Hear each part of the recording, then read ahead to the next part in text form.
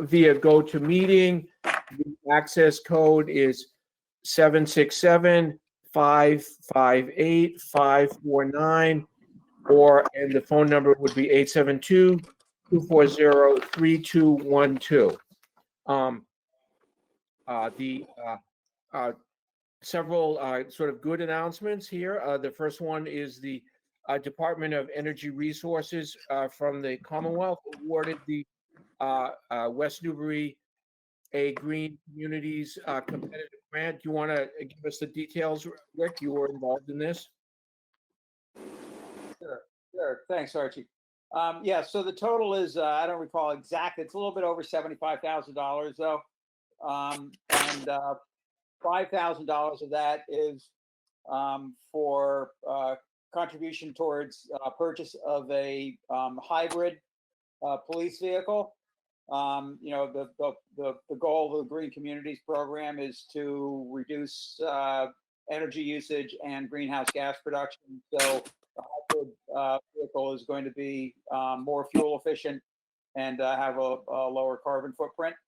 And then the balance, the majority of the money, a little over $70,000, will be for the upgrade of the HVAC control system in the 1910 building to what's referred to as a DDC, which is Direct Digital Control Energy Management System. So it will be, a more sophisticated with greater control capability system for the controlling the heating and cooling in the town office building. Okay, well that's that's outstanding. The next announcement. This is another great thing. The couple days ago, the Historical Commission, funded by CPC money, the town put up a historical marker for Julian Steele. Julian Steele was a remarkable person, a longtime resident of West Newbury, the first African American town moderator in the Commonwealth, and he served for, I believe, several years. I don't think it was 20, but almost that. In the town, a worker for affordable housing, one of the leaders of the NAACP in the Commonwealth, just a great citizen of West Newbury. Lived on Crane Neck Street. So the marker has been placed in front of Town Hall, where the town meetings used to take place. So that is a wonderful thing. I'm glad that the brought that forward, and the town commemorated this great person that used to live in the town. The next announcement: there is a flu shot clinic being sponsored by CVS. One was held this afternoon from 4 to 7, and an additional one will be held at the town office annex September 21st from 4 to 7 p.m. So a great way to get your flu shot early in the season with limited hassle. So that's, again, September 21st from 4 to 7 p.m. at the town annex. The town is still looking for volunteers for several town committees. The Finance Committee needs a member. The Zoning Board of Appeals need an associate member. The Council on Aging. So go on the town website, check that out. So without further ado, we'll go to the first item of the regular business. Again, another piece of good news. I will turn the meeting over to Police Chief Durand, who is going to give some good news. Chief? Hello? Hi, can you hear me? Yes, good. Okay, to start off, I'd like to give a public recognition to two officers. I placed a letter of recognition in their files from an incident that occurred on July 31st. Officers Rich Parento and Paul DeCoste responded to a residence in town for a male party who was threatening to harm himself and others. He was reported to be highly intoxicated. Upon arrival at the home, the officers learned that the night before, the subject was actually armed and had fired a round through the roof of his barn he was in. The subject was in the barn again when the officers responded. They were able to make a tactical entry in. They found the subject and were able to secure him, as well as numerous weapons that he wasn't licensed to have. A few days later, the gentleman's girlfriend actually wrote a letter of thanks to the department for the way the officers responded. And I would have to say that the officers' response and actions that day aren't a surprise to me. But I'm thankful for their handling the situation. As I've always stated, the residents of West Newbury should be very proud of our officers. They are well-trained, educated, and they treat all people with respect and dignity. And this situation could have ended in a much more tragic way if it wasn't for the officers' response that night.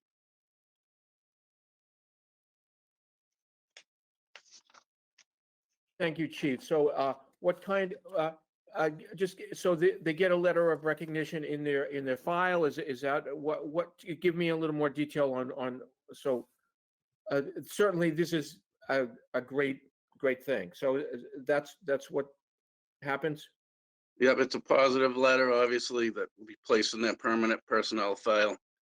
A letter of thanks for the work they did that night. Well, I can't speak for the whole board, but I would agree with everything you said, and special thanks to those two officers for outstanding duty and something that it could have been a much worse situation. That's true. I'm very grateful for the job they did. I'll agree with Archie completely. That's great. Yep, and remember, we do live in a residential environment, and so this could have gone totally a different way with those weapons and him firing them. So good job, guys. And somebody that was close to the situation actually made an effort to contact the chief and thank the department on behalf of the people involved. So that's great.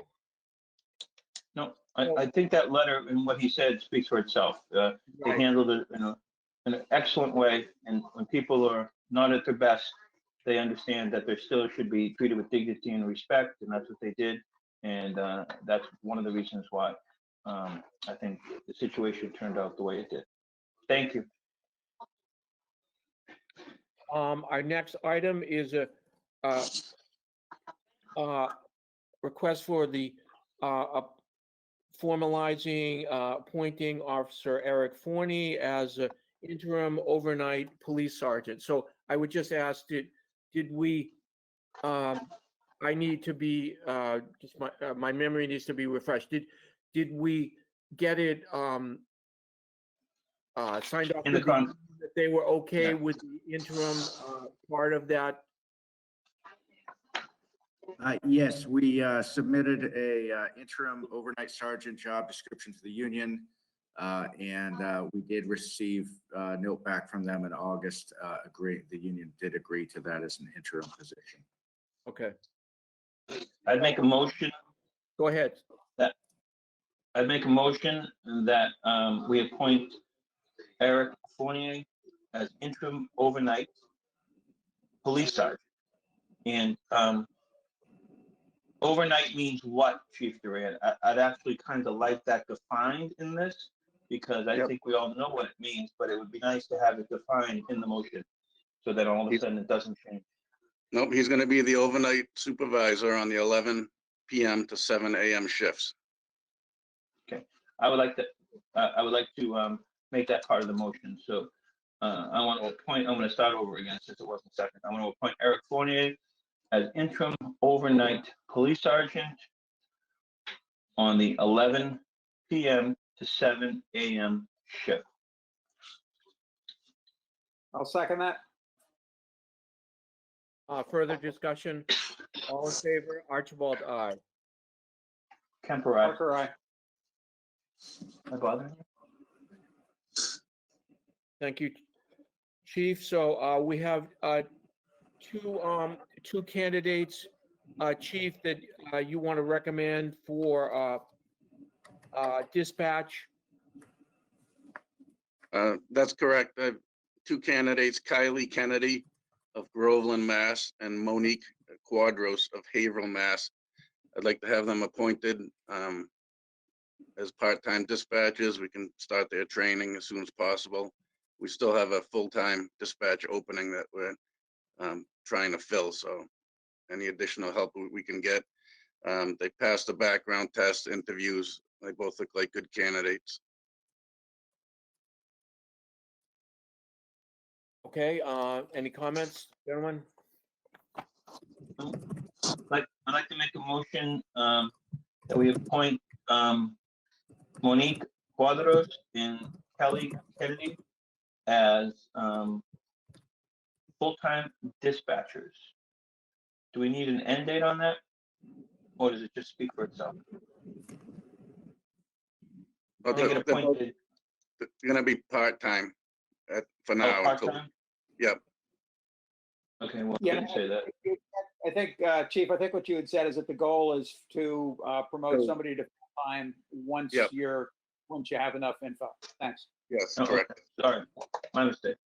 Okay, so I'll So- second Glenn's motion. It's part-time.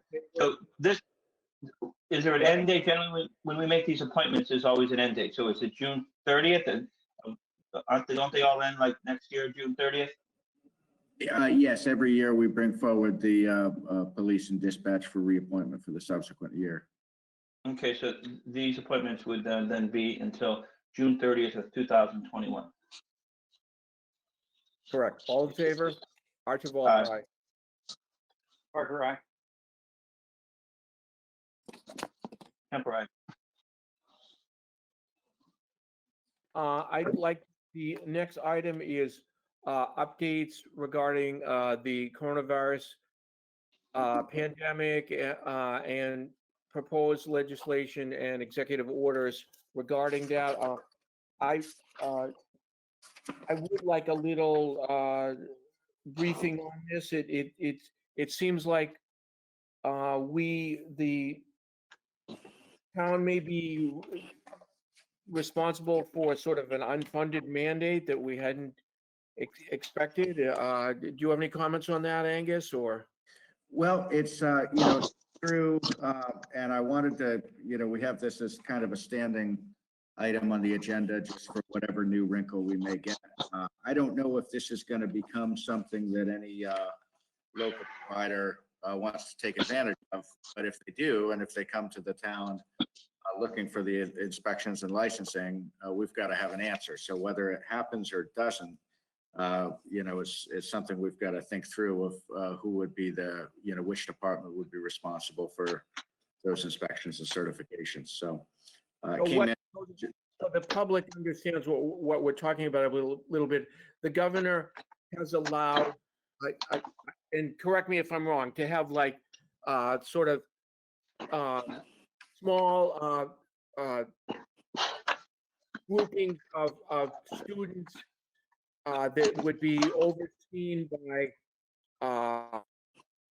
by one parent of one of the students in a, say, an after-school setting or whatever, and that those people would be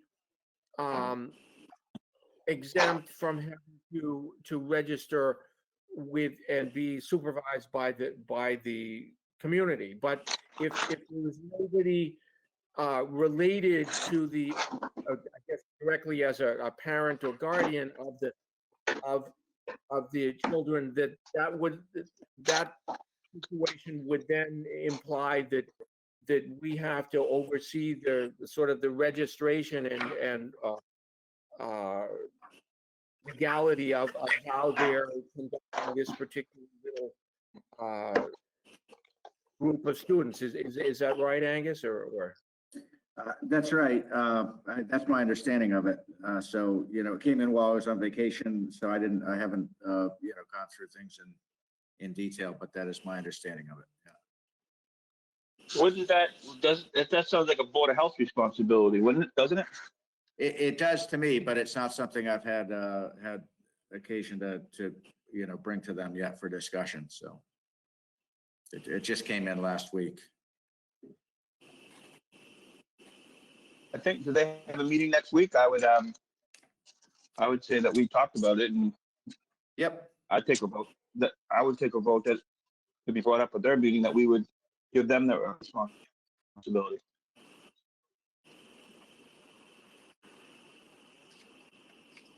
They're getting COVID funding, extra money for COVID funding and stuff like that. It just sounds like a COVID thing, which, that could be useful.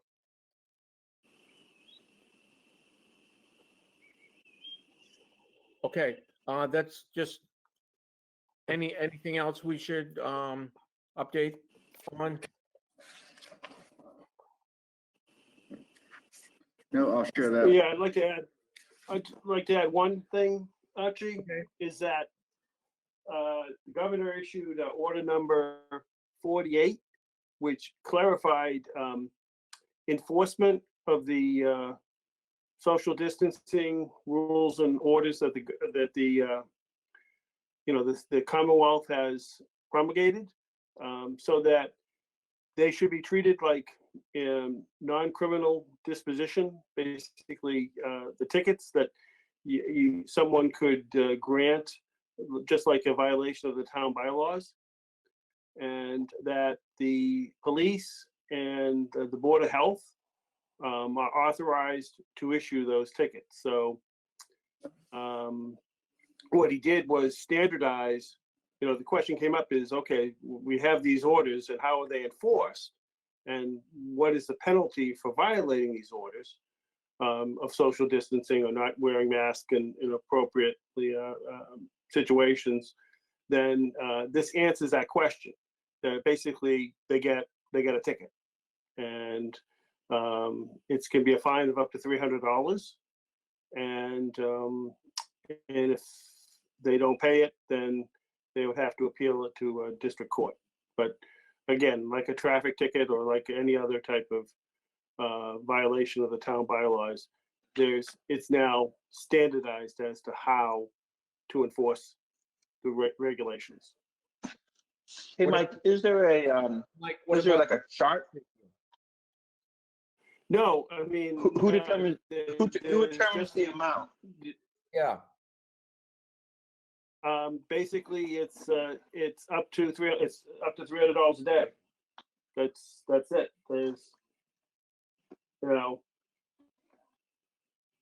They it's didn't, up to $300 a day.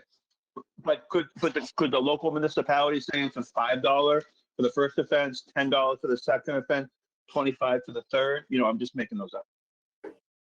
It can't exceed 300. Because don't we have our own, like in our bylaws?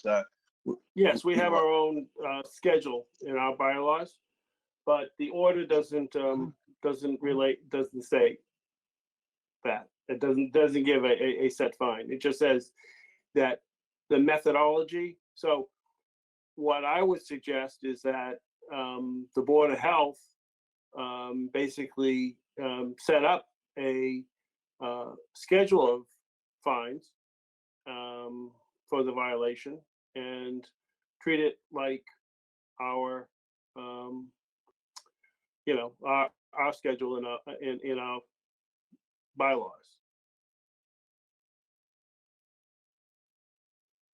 Because the governor's order doesn't list the fines. It just clarifies that this is how it is to be enforced. Okay.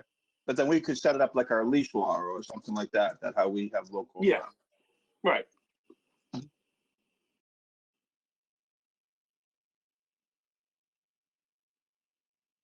Well, I'd make a motion that, what order was that? Order what? 46 or 48? 48.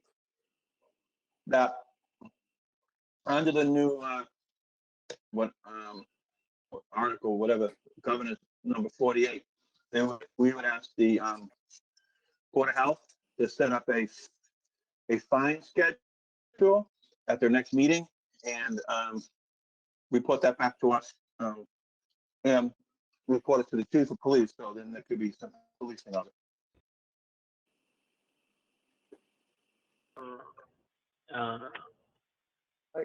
I'll second that.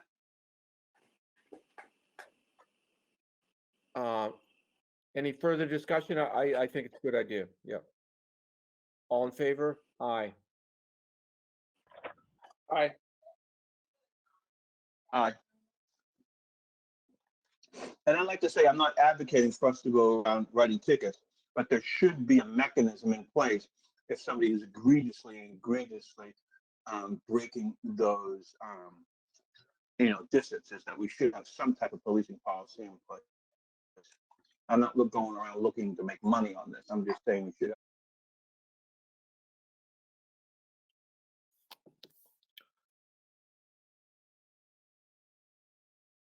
Okay, the next item is related to the application for the renewal of the cable television license from Verizon Fios. Has this been put in the paper as for the public hearing, or we're just announcing that we're going to have a public hearing? I'm a little unclear. No, this is an advertised public hearing. The legal notice did run Okay. 2 weeks. So, and we've got John Harrington, who I believe is legal counsel to Verizon. So I would make a motion that we we open the public hearing related to the Verizon cable television license. I'll second. Second. All in favor? Aye. Aye. Kemper, aye. I would ask Mr. McCarron, is he and Mr. Harrington, thank you for waiting patiently.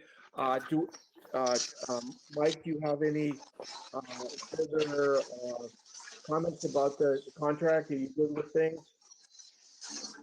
No, it's a 5-year contract, in which Verizon Fios will continue to provide cable services to the residents of the town. And as part of that process, the Verizon will contribute $7,500, two installments of $7,500 to help pay for capital equipment for the Cable Advisory Committee. And in addition to that is that there's a PEG fee, public education grant, that will be used to provide services and video for the town public channel, and pay for the costs that are associated with that. So, just continue the service as it has been done in the past. Is there anybody out there for public comment? John, I don't know if you wanted to add anything. Sounds pretty smooth to me.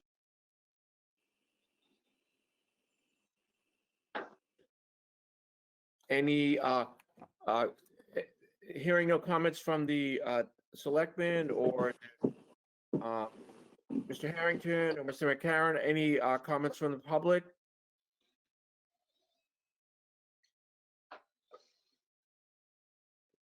Hearing none, I would make a motion to approve Do we have the, to close the public hearing, Mike, before we vote on it? Yeah, you should close it. okay. Vote to close the public hearing. Second, all in Make a favor? motion. Aye. Parker, aye. It's the quickest public hearing I've ever seen. Okay, make a motion to approve the contract. Second, I'll second. Okay, I'll third. All in Okay. favor? All in favor? Archibald, aye. Kemper, aye.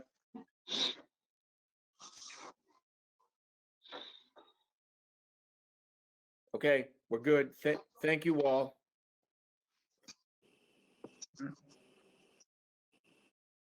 John, we'll secure the signatures and we'll send that to you once we have it.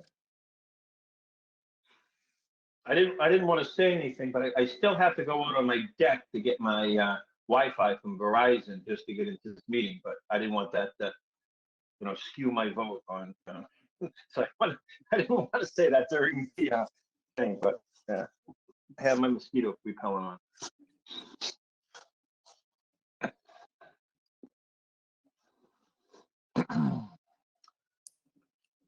Okay, our next Right. item is a request for a special events permit for Pipe Stave Hill Horse Trials on October 11th by the West Newbury Riding and Driving Club. I see Kathy Fury. Kathy, are you here for that?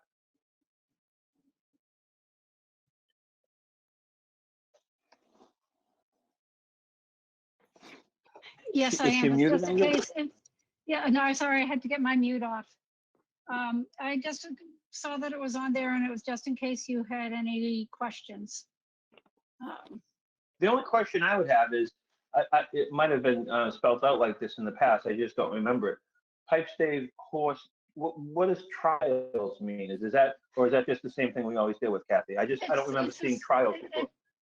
It's the formal name for what the event is. It's just the standard sort of horse name. It's called the Horse Trials. I have no idea why it's called the Horse Trials. It just is. That's fine. That's fine. Because I just couldn't remember that part. Yeah, no, it's always been called that. It's the PHHT. And it's just another name for the three-phase event where they do the dressage, the stadium jumping, and the cross country. I've already talked with the Board of Health about the COVID protocols. We are limiting the number of competitors to 40, and we'll have about 10 volunteers to stay within any state guidelines. I'm donating masks for everybody. That's probably about it. If you have any other questions, so. I hear the West Newbury Board of Health is pretty strict. Are they asking for masks on the horses or not? Thankfully not. Okay, good. I'm going to ask I guess the big elephant in the room, other than me, is has Park and Rec been notified, and do we have any other things going on? I'm sorry to bring this up, Kathy, but I have to do it. They were notified in February, and usually it's only the adventure trail that has the problem because there usually isn't any sports on this day. If you want, I can double check with them that they're not scheduling anything. No, it's all set. Yeah, this was discussed in detail at the August meeting, and there Yes. were no conflicts with Park and Rec. So it was actually after that meeting that I was looking back at my notes and realized that while the Board of Selectmen had discussed the date in detail, we hadn't actually put the special event permit formally before you for vote. So I see this more as kind of a housekeeping item. That's what I kind of thought, but I saw it on the agenda, so it was just in case you had any questions, I'd listen to this part of the meeting and then head my way. So, thank you. Okay, great. I'd like to approve the special events permit for Pipe Stave Horse Trials event on October 11th for the West Newbury Riding and Driving Club. Well, was that a motion, Glenn? Yeah, I don't know if I'm coming to it well. Okay, I'll second that. All in favor? Aye. Aye.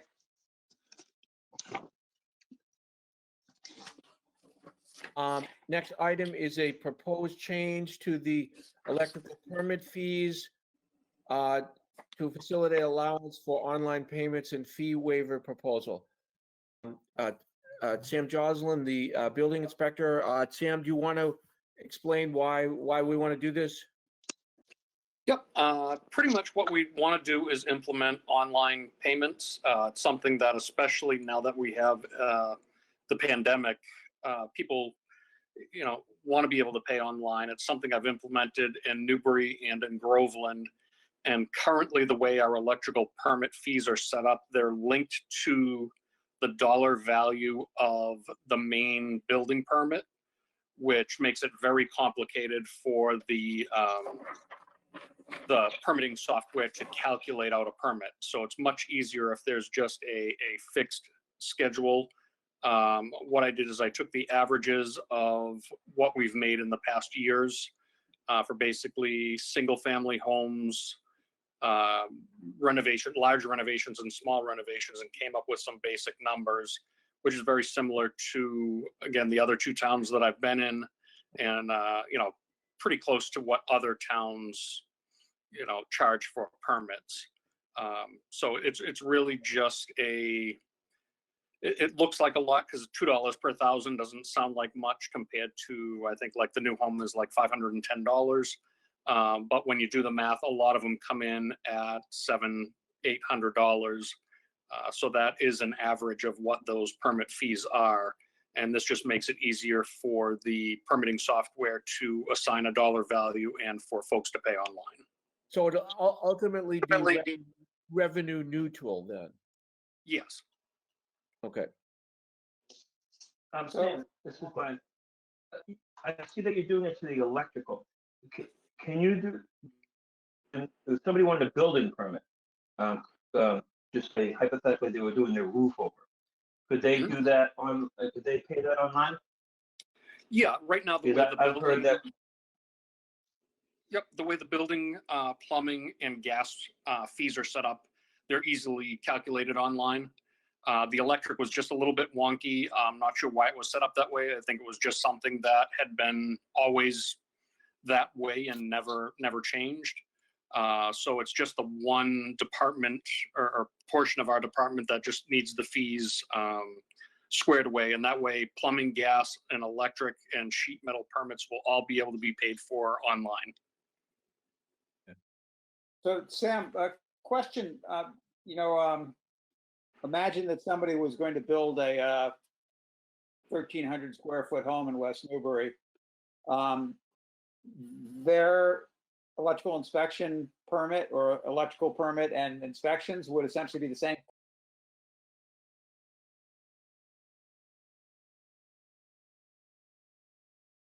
Relatively the same on that.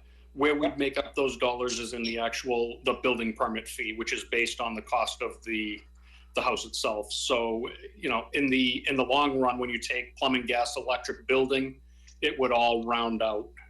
So yeah, it's a little unfair if you just look at the electric, but when you look at the big picture and the numbers for all the permits, it does average back out. Yeah, no, that's a good point. That's a good way. Okay. So another question. So say somebody needs to upgrade an electrical service,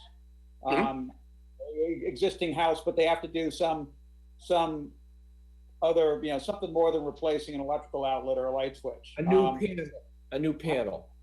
Yeah. Yep. And there's the basic fee of $85. Just covers the cost of our administrative fee and having the inspector out to take a look at it. Oh, okay. All right. Yeah. It wasn't clear to me when it said all other inspections. I wasn't sure how to interpret that. So, okay. Yeah. So all that small stuff, just the cost of getting an inspector out, doing the paperwork. That's a basic, just covers our end of it so that we're whole. Okay. Great. Thank you. Sure.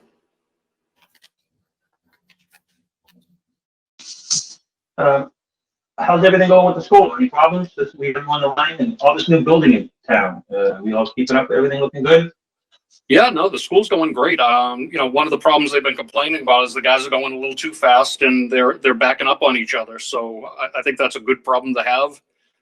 We issued the permit last week. We had some minor questions on some dumpster placement and some odds and ends, but steel should be delivered, I think, next week. And they're doing the backfilling on most of the foundations, so they're really making some good progress and should start steel work hopefully before the month's end.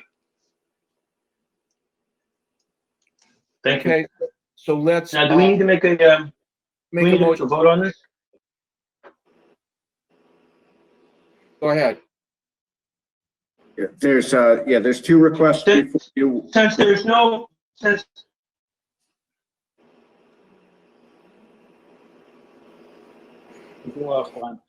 since there's no dollar amount associated with this, so what do we actually, what's the thing, proposed change in electric permit fees to facility allowance on online payments to fee waiver proposal? Yeah, Well, there is a new fee schedule. yeah, page 72 Yeah, of the okay, I got it. packet. Yes, so I'd make a motion that we adopt the new electrical permitting fee schedule as proposed by Sam Johnson, building commissioner. That was dated August 24th, so people could, Yeah, that's correct. Yeah, I see. Yeah, you're correct, Glenn. Yeah, dated October or August 24th, 2020. All in favor? Kemper, aye. Parker, aye. Okay, we have another small item. Sam wants us to waive fees for replacement of any permanent structure that was damaged by flood, fire, or other catastrophe. This waiver would only include the value of the reconstruction. Is this a big issue, Sam, or just wonder about it?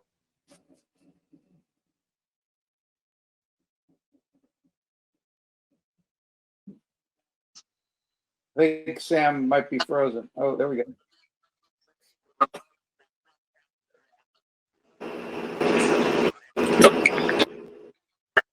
It's pretty minor. That was, I had a fire last week in Groveland, and we had a couple that. Oh, there we go. So we had a couple last week that had a fire in their house. They lost everything but the clothes on their back. Just from a policy in Newbury, where if you lose everything or have everyone lose the house, the permits, it's kind of, do unto others. It just seems like the right thing to do that. The town's not really going to be out anything. Insurances don't make people whole. So to waive a couple $1,000s in permit fees to, try and help, I think is just the right thing to do for the citizens. Long run, if they decide to build something more than what they had, then we take the difference of what they add versus what they're replacing and charge them only for that. It just seems like the right thing to do. Okay. Yep. I made a motion on that one, Archie. I'll make a motion to, as stated in the memo by Sam, dated August 31st, 2020, to waive the fees for any replacement of a structure that was damaged by flood, fire, or other catastrophe. This waiver would only include the value of reconstruction. Second that? Second, Kemper. All in favor? Aye.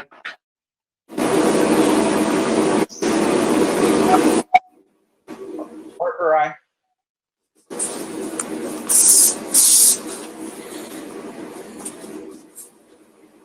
Glenn, you're muted. I think that's you.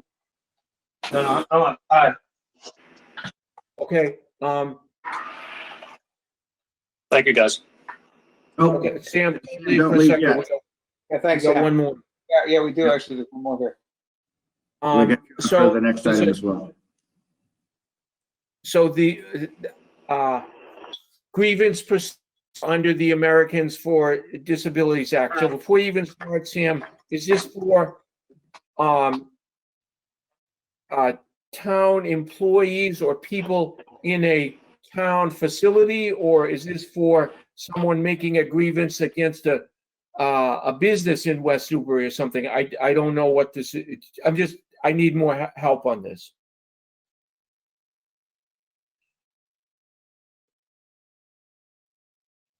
I don't think he heard me. I think he did. It's just a delay. Yeah, I think he's having problems with his connection.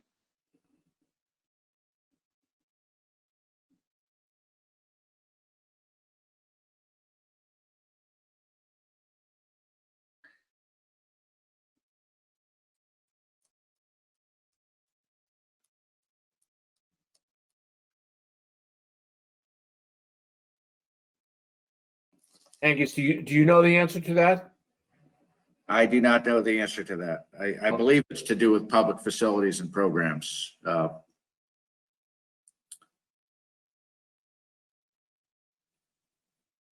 Public, so that would be town buildings, that would be hypothetically a pizza place, that would be anything that would be open to the public. No, I believe town. I'll read. How about if I read what it says here?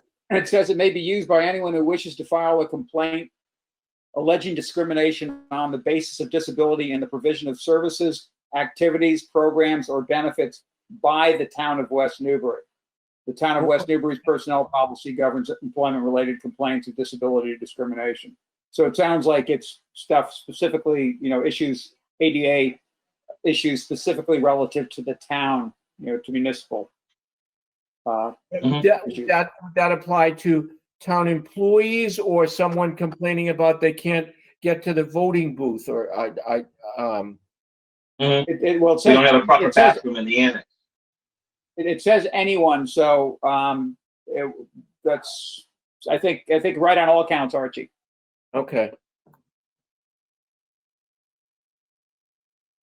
Well, why don't we wait for him to come back, or or put it off to a next agenda, just to make sure we know what we're voting on? I would feel more comfortable with that. Well, why don't we go on to the next item, and then if he gets back, he gets back. All right, I tried dialing in, so hopefully, just with audio, need to see my pretty face. Yeah. We can hear you now. So Sam, the question is, what is this document? What are these regulations? What is the population that this applies to? Is it town employees, anybody on a town facility, or anybody doing any business in West Newbury? Who is this applying to? Right. So it applies to everyone under the Americans with Disabilities Act. What we're supposed to have in place is a grievance procedure. And we currently do, it's just not written.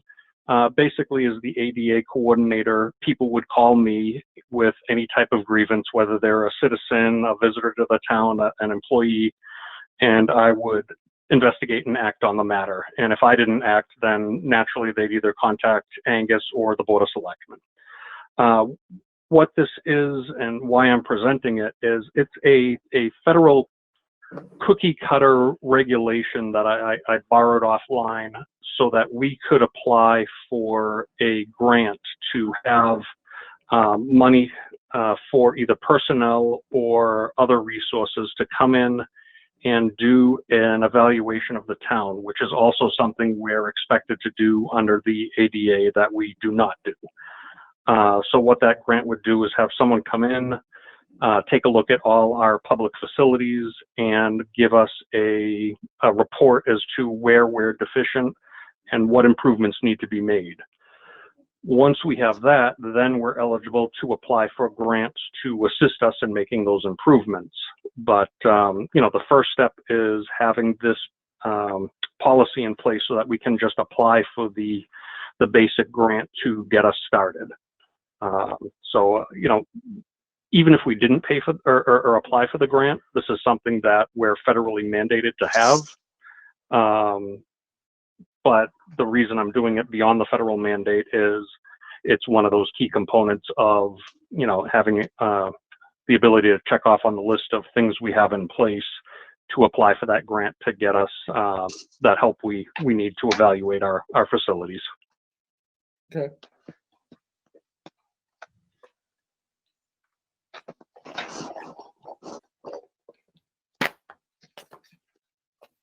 So do we need a motion then to adopt the grievance procedures under the Americans with Disabilities Act? Sounds like we do. Correct? Yes. Right, so I would move to adopt the grievance procedure under the Americans with Disabilities Act. There is no date on this that I see. We can say So- page 74 of our packet of September 8th. Yeah, that's, I'll accept that as friendly. Thanks, and that's that. Second. All in favor? Aye. Parker, aye. Camper, aye. All right, we'll print a execution draft with the date of adoption, so we'll have that on record. And this, I had asked Sam to look at this when he was hired last winter. I had looked at the grant that he's referring to about probably about 13, 14 months ago. We were looking at that for potential support with the Page School Playground project. But as I looked into the grant, I saw that the town didn't have all of the,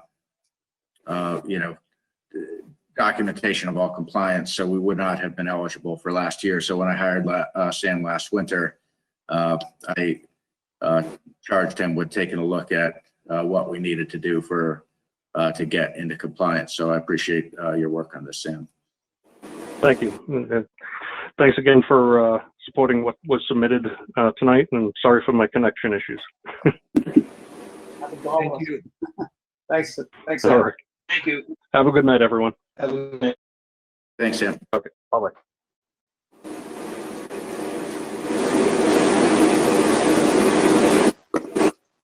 Next item is I think that- item. I think that might be Wayne. It is, yeah. Wayne, you're getting some feedback there, so I just muted you. Wayne is our next person, though. Yep.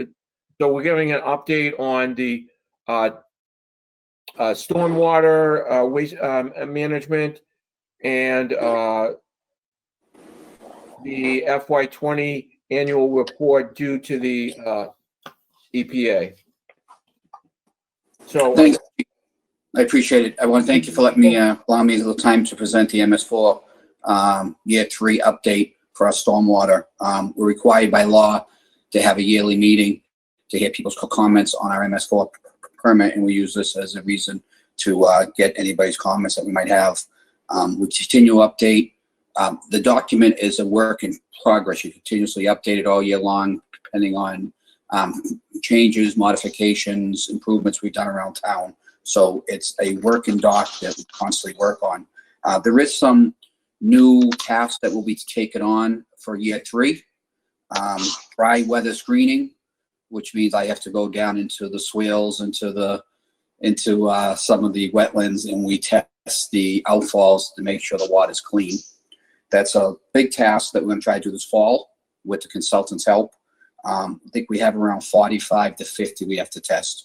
And then if the test is successful and there's no contaminants in the testing, we don't have to do it again, I think, for 10 or 15 years. So it's, I'm hoping everything's pretty clean in town.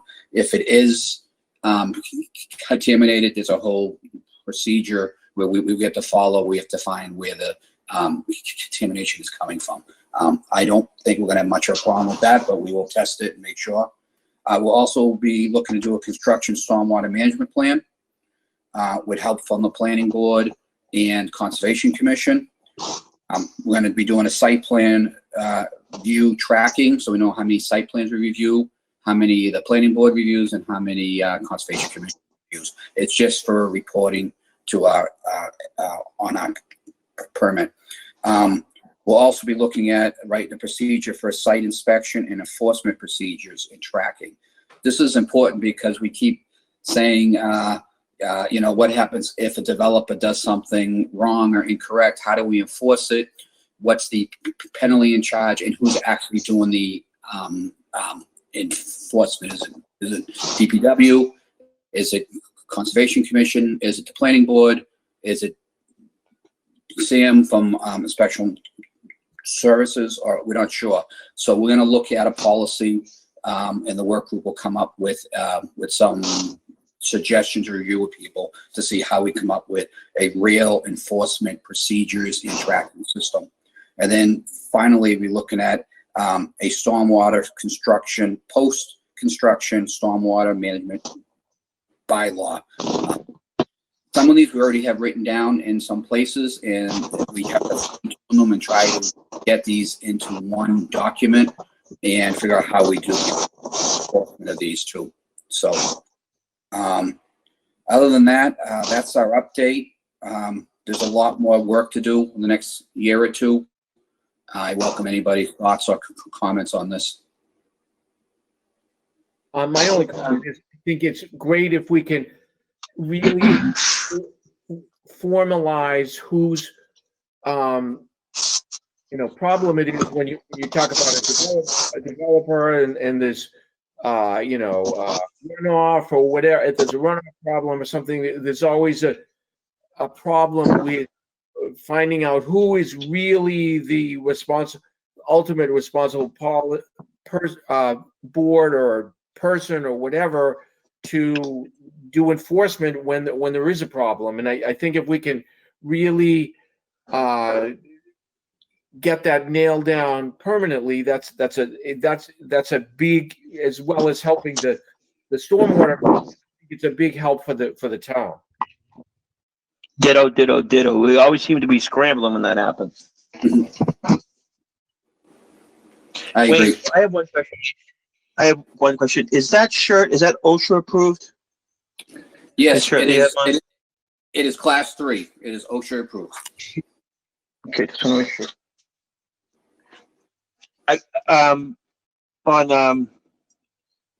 When you're screening all the outfalls, you might want to stay away from the old dump if you don't want any bad water. I was thinking that sounds like a poison ivy nightmare. Doing that? We only have I to. can't even imagine if you have. We only have to test the outfalls in the MS4 zone. So if anything falls outside the zone, we don't have to test it. So. Yeah, but that seems like a lot. Would you said 45 to 50?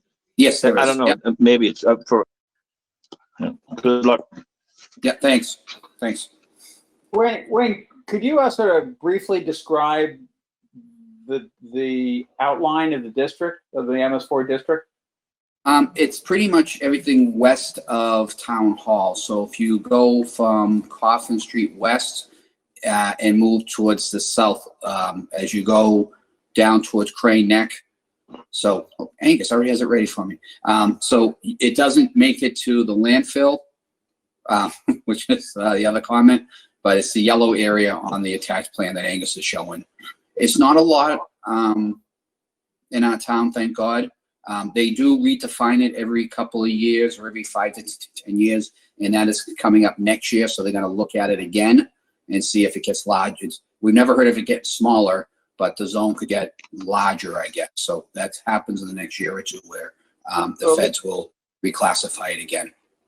Yeah, it looks like there are a couple of small areas. Like Hilltop Circle looks like it's everything around it isn't, but Hilltop Circle is. What's this other? Trying to figure out this other. So just interesting the way they're. Looks like there are small areas that are separated, small blocks separated from the main body. That yeah, and I don't know how they figure out how they actually figure out the zone. If they did some testing, or it's driven by population alone.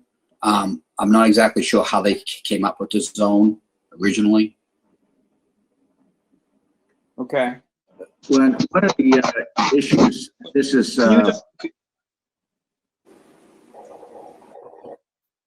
Glenn? No, I was just going to yield and ask my question after. Oh, okay. So yeah, one of the issues we've talked about a little bit, a couple of times with our stormwater working group at the staff level, that at some point we'll need to make a decision. So I'll just let you guys know about it, and you can maybe have some feedback. And also I see Ray is on the line, and it's going to be a planning board question too. But With this construction stormwater management bylaw that we've been talking about for a while, that was originally something we were going to need to do as part of Plan Year 2, but that was postponed due to an EPA agreement. So we have this year we can get this done, which is good because it's not something you want to rush on. You want to get it done right. But one of the questions that we've talked about, and I don't know the answer to, is the applicability of a new bylaw. If there's going to be new heightened standards for erosion control, stormwater management, and if there's going to be new heightened inspections of that, construction or land disturbance in that area, you could go one of two ways. You could only apply those new standards within the so-called urbanized area, or you could do it townwide. And at a staff level, we've kind of had, I think there's mixed feelings as to whether, if it's only in the urbanized area, how many people are going to know they're in the urbanized area, and it sets off, potential that something could slip through the cracks. Whereas if it's townwide, then it's, easy, it applies to everyone. On the other, and presumably these standards are for improved water quality and environmental impact. So. But that's one of the issues that as a town we'll need to decide, are these heightened standards something that, and that's actually why I had teed up the map to talk about that issue, because it's a pretty big issue and it's something that is really a policy question. So at a staff level, we can certainly bring you a recommendation, but it's ultimately up to the planning board, selectmen, and ultimately town meeting how to handle that. So I didn't know if you had thoughts on that tonight.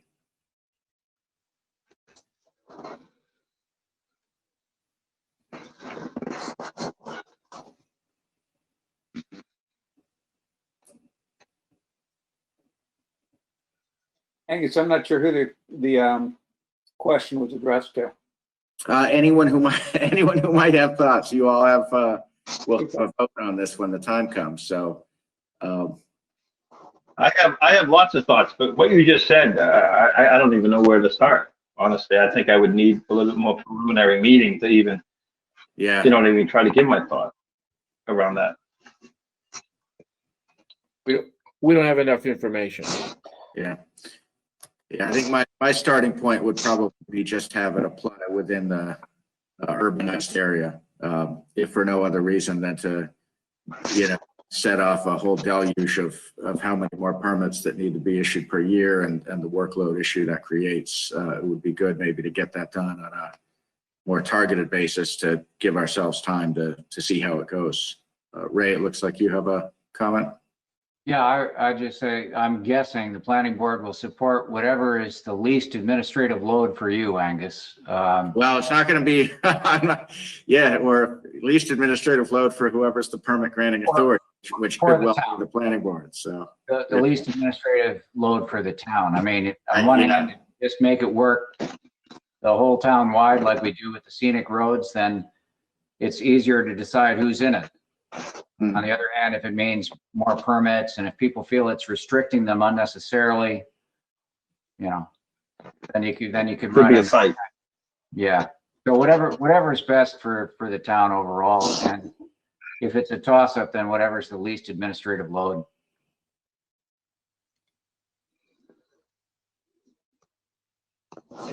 So I have one question going back to Wayne, if that's okay, Archie.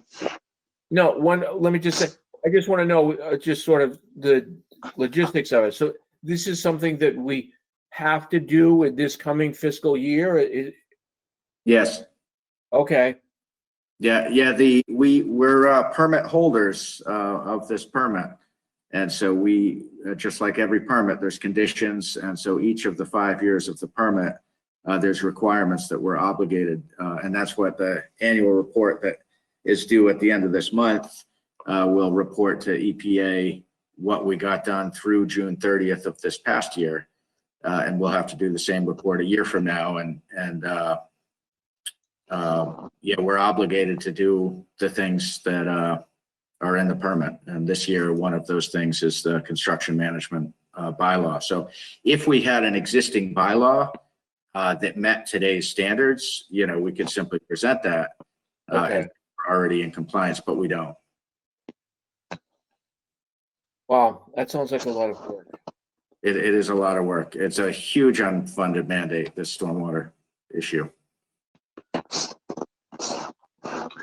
There is Can I ask my question now? There's Yes. a grant coming available, but as you know, I'm leery of looking at grants because that's just more administrative work and more paperwork to get money. And I just soon put the staff time toward doing the work than filing administering a grant. So it's a cost benefit thing, but Glenn? sorry, go ahead. So, I think I know what it means, but when you say that you have to weather the screening of all outfalls, what's the definition of an outfall? Is that into a body of water, like all the outfalls into the Merrimack River? And because it looks like that's, other than that, on that map you put up, is that one place that was yellow that was just not contiguous to everything else. But is it, what's an outfall? So that's true. So we have to do anywhere that it collects water and distributes out to the Merrimack River or a body of water somewhere else in town. Most of it's going towards the river, but we try to catch them further up also. So you might have some test ones that will be testing further up the roadway to try to catch any outfalls that are going in before it gets down to the river. So you don't want to just test the ones right at the river itself because you won't know where the issue is. So there's many of them, but mostly it's Got you. river. So the map that I've zoomed in on is on the DPW webpage, and these green triangles are the mapped outfalls. So that was part of what we had to do in Plan Year 1 was to map all of the outfalls. So we did not have this map 2 years ago, and we had to produce this as part of our Year 1 permit requirements. And part of the next level of documentation is not just showing the direction of drainage, but showing the the grade and the pipe size and the invert elevation and all of that very technical stuff for every catch basin in the drainage system townwide or within the urbanized area.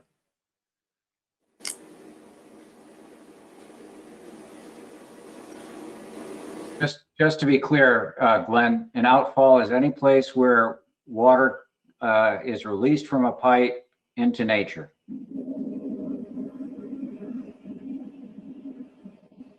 Oh, okay, the pipe aspect of it. Okay, thank you, Ray. That's interesting. I would think it might even be streamed, but that would go into it. Okay, perfect. Okay, thank you.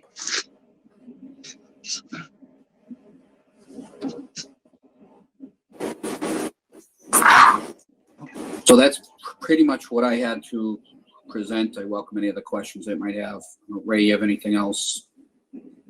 Okay. I got a quick question. What is the so in the first, this is actually something that already exists. There's a catch basin cleaning program and a street sweeping program. What is the what's the protocol there? They have a whole formula of what you have to clean, what area, how full it has to be, and how many times you have to do it. We make it real easy. We clean every catch basin in the MS4 permanent area every year, and we cut the rest of the town in half, and we do half of it one year and then half the other year. So we don't have to measure what's in there. We just clean it out so we start fresh. But the MS4 permit requires us to clean our catch basins. Once it reaches a certain percentage of material in the catch basin, we'd have to clean it out and inspect it. We just inspect it, clean them every year. Makes it easier. And then the street sweeping, we're required to street sweep at least once a year in the MS4 permit area. We street sweep the whole town every spring. Thank you. Thanks, Angus, for putting Yeah, that so out. these documents are all uploaded to the DPW website. Of course, the DPW website, I just noticed, also still has Gary Bill's name on it. But there's a lot of this content on the left. There's really, if you haven't browsed around in the last few months, I definitely, you might want to take a look, because Wayne has done a great job of both complying with all this documentation, but also posting it out there for public review. So, we could probably organize things maybe a little bit clearer, and I'm at fault for that as well. But there is a lot of content here on the MS4, things, the winter road maintenance, all of this stuff is, it's been done really under the MS4 and is all there for public review. So. Great. So it's all up on the DPW website. Thanks. Thanks, Wayne. Thank you. So Wayne, do you need any action from the board for the purposes of the annual report, or simply to document that this meeting took place? We only have to document that this meeting had taken place, and we actually had our first question, thanks to Ray. So we could actually said we had a public meeting with comments. So thank you.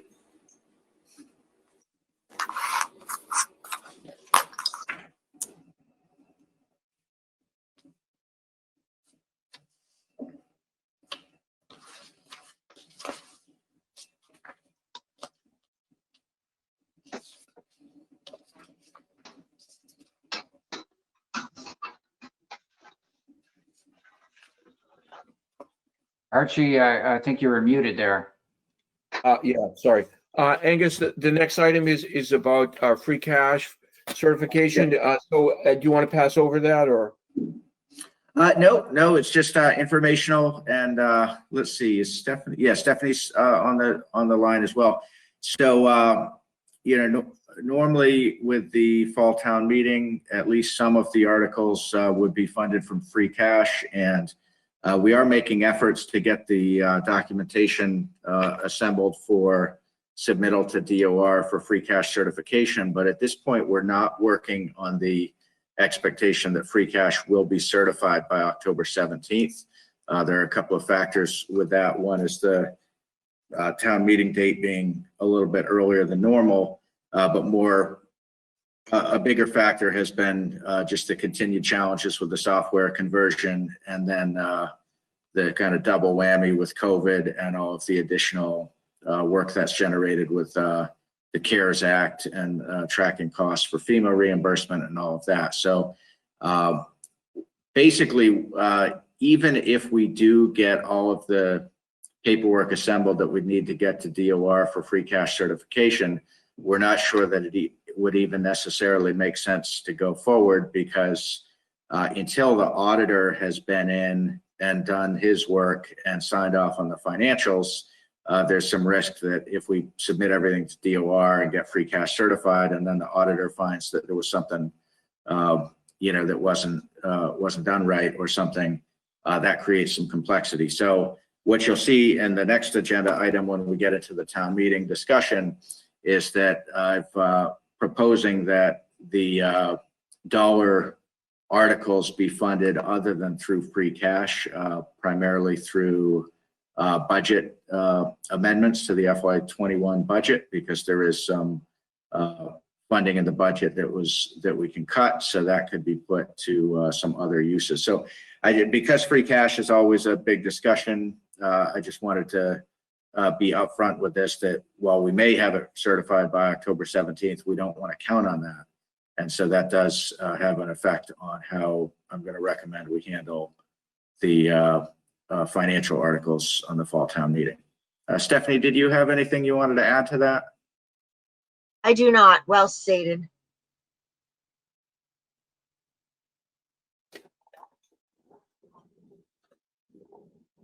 So it's just informational. I don't know if you want to talk about that, or just wanted to put that out there. Okay.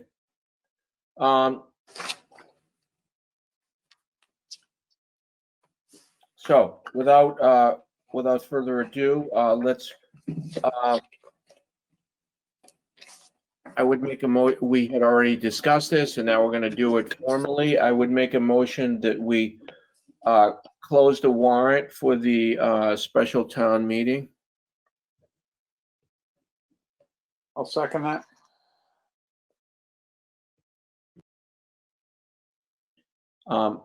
Further discussion? All in favor? Archibald, aye. Kemper, aye.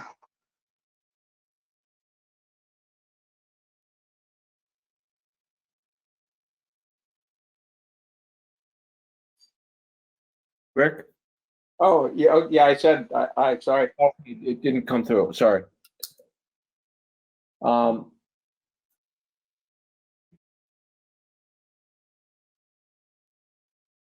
And so we want to formalize the date and time for the meeting. We discussed it before, but I think we ought to reiterate that. So, Angus, have you had any other discussion that people think it's not a good idea to do it in October, or that we're going to be, it's too cold or anything like that, or does everyone seem agreeable? No, I put the date out a couple of times of October 17th, that's Saturday at 10 a.m. With a rain date the next day, October 18th, Sunday, and haven't gotten any feedback one way or the other. I think that's a reasonably comfortable date. Might be a little bit sooner than ideal, but with the weather, I think that's smart. We don't want to push it.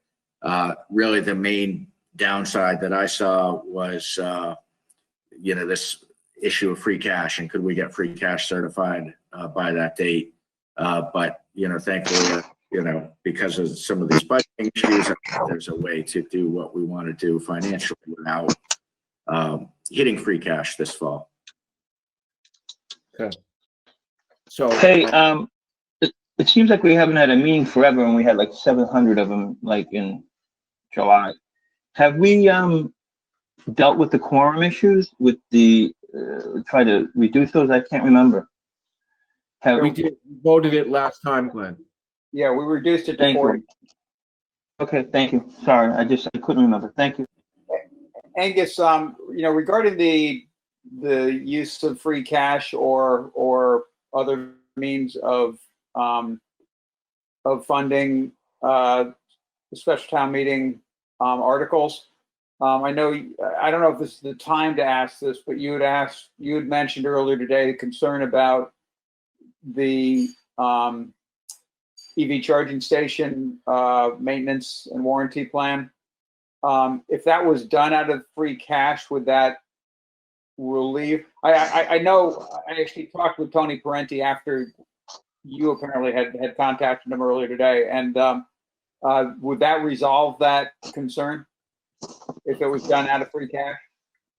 No, the source of the money isn't the issue. And just to get everyone up to speed of what's at play is, when we get to that on the warrant for whether to propose funding for the warranty program for the EV charging stations, I'm definitely in favor of the warranty. I think if we're going to do the stations, I think we ought to have the warranty. The issue is whether, what we can pay for in FY21, and what the number that's been put out there would be to prepay for 5 years of warranty. And I've been advised that that's not in accordance with DOR restrictions on the use of this year's money to pay for something that's not going to actually be a benefit that's not going to be received for the next 4 years. So I believe that is a problem. I did reach out to Tony Parenti this afternoon to talk it over. We talked a couple of times actually, and he did say he's aware of other communities that have prepaid for the full 5 years. So he didn't know if they weren't paying attention to the rules or if they understood the rules different. But the current advice I'm given is that that's not allowable to prepay. And so we followed up with him to say, could we get the committed price, which is where you're just paying for year one in year one, but you're committing to the full length of the warranty, whether that's 5 years or some other number. But if we did that, we can't pre-commit future budget years' monies. So we asked whether it would be okay to get a clause in the warranty that said subject to appropriation. So we would propose the funding, but it's not. We reminded the vendor, it's not our money, it's the taxpayers' money, and we can't speak for that until they have. And he said that that clause would not be agreeable to them. So right now, we left that call with the understanding that really we would need to propose just a single year of funding for the warranty, and then the next year to do another single year and another single year, which ends up being over the 5-year life of it, pretty significantly more expensive. So, you know, that's not necessarily a final answer. And we don't need to know tonight necessarily the dollar amount, because the closing, you know, the selectmen's decision to either put that article on the warrant or not can be made without specifying a dollar amount, or maybe by setting the 99.80 as the cap, and then it could always go down from there. But it does seem, you know, it sounds like there's some issues there. Stephanie's on. I don't know, Stephanie, if you want to supplement anything I've said. If, Mr. Chairman, I wouldn't mind saying something if after Stephanie, please. Okay.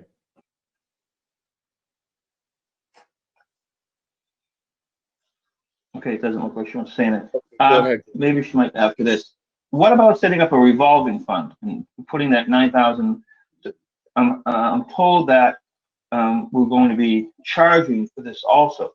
So the money that the revenue that we get in for it, which is not going to be substantial, I don't think. Hopefully it will be. Can go into this revolving fund. We seed the money of that 9,000 whatever in the revolving fund this year, and then get into that. But no, then we would be paying it out this year anyway. Yeah, I don't think that would work, would it? Because it's the same thing. We still have to pay that money out of that revolving fund for services that we weren't going to be getting in this fiscal year. Does that matter if it's coming out of a revolving fund or not? Anybody? Mike, you want to hear? Can anybody hear me? Glenn, I actually wondered if we could put it in a fund myself. So I think it's not a bad idea. I just mean maybe it needs to be thought through a little bit more.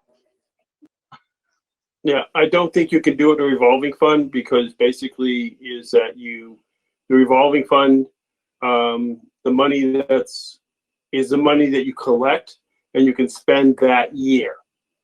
And then you do it again. Every year, we basically put an article in funding. Yeah, but we'll put seed. Yeah, but we'll put seed money in this, and that money has been carried over. But money that in a would be revolving by fund virtue of an article. Not. Oh, okay. Okay. Yeah, and I don't think that takes away us prepaying for something that we're not going to get services for 5 years. Remember that we couldn't do that with the would a good analogy be with those Red Sox tickets? Remember we couldn't maybe or something, I forget what it was, but we couldn't spend money on something in a future fiscal year with present fiscal year money. Well, the idea is you can't prepay for in future years appropriation, meaning it's you're getting service beyond that particular year. Correct. The good of service has to be received before we can pay for it. What about when we have like a software maintenance contract or something like that? Is every single one of them annual? That's a good question. Usually they are, yeah. Yeah. Yes. Okay. Well, we also, I do know this, you know, it's very typical in municipal contracting to include the clause subject to appropriation. So you might be committing contractually to multiple years of payment, but it's all subject to appropriation. So it's deferring to town meeting. And if town meeting were to not appropriate the funds, you would not be in default on the contract. And so that's what I had gone back to the vendor later this afternoon to see if that might be agreeable to them, but it doesn't sound like it would be. And that's Whatever. how our multi-year contracts are written, is like, for example, the waste contracts, each one of them have the clause in there, subject to appropriation. Okay, but whatever we do, I'm a firm believer that we have this maintenance contract. Excuse me, this warranty contract, because if I'm not mistaken, I read through the materials, just to somebody to come out to look at it if something goes wrong is a big amount of money, and it's, something might not be wrong. They might just have to flick a switch, do something. These are all new technology that I don't think we should be playing around with. If something goes wrong, we'd have to keep on calling a service person to do it. And without this, in place, I think it might potentially end up costing us a lot of money. I definitely agree with that. I think if we're going to do the stations, which we've already signed the paperwork to go forward. I think we definitely ought to have the warranty. It's just a matter of whether we can do get the favorable pricing for the longer term deal, or whether we have to agree to a single year with annual renewals. And so, we'll keep working on that. This was only raised, earlier today. And so we've spent some time looking at it, but at this point, my answer is, I don't think we can do, the 5-year payment. But, when the vendor told me, he said a number of other towns he believes in Mass have done that. We can look at that and see if there's some allowance for warranties where maybe that's treated differently. But based on the information we have right now, we're not aware of that. So I'm curious, so in the case of a community, I guess you would never then be able to purchase an extended warranty on any piece of equipment, because most warranties go for something like a year. And how would you ever be able to commit to an extended warranty on any piece of equipment? Yeah, like a DPW plow. Yeah, I was thinking of a truck. Yeah. But whatever it is, and I think it just needs more information. But just because another towns are doing it, I don't want to do it, and then the auditor comes back and gives us a black mark on our audit because we did something wrong. And I think it puts our accountant, Stephanie, in a bad position if she's telling us we can't do it, and then we, I don't feel comfortable doing it after she's said not to do it. Yeah, definitely Stephanie's, opinion is the one that I'm going to follow. So, if we find some allowance for this and DOR blesses it, then that's fine. But at this point, we don't know that. But again, it's just something we've just, it was just raised actually in my, discussion with Archie this morning. He raised the question and we started looking at it, and it had crossed my mind previously, but we hadn't really run with it. So. I just want to ask Rick the details of the warranty. So is this like parts and labor, or is this a very good warranty, or is it if something went significantly wrong, we're still gonna be on the, in other words, is it a warranty that really helps us or not? I guess that's my point. I think it covers pretty much everything, Archie. It's not a warranty where there's really nothing behind it. I scanned it quite a while ago, but my recollection is that, as I interpreted it, it covers pretty much everything. So not a lot of exclusions or things. Correct. Okay. I'll forward that to Angus, who can pass it on. And just to answer that question, so so we can all be comfortable with knowing exactly what it offers.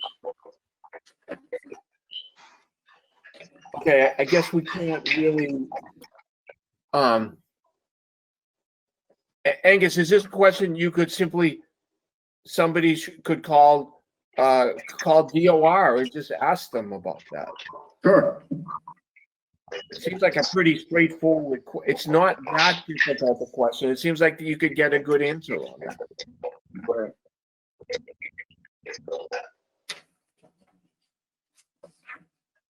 Okay, let's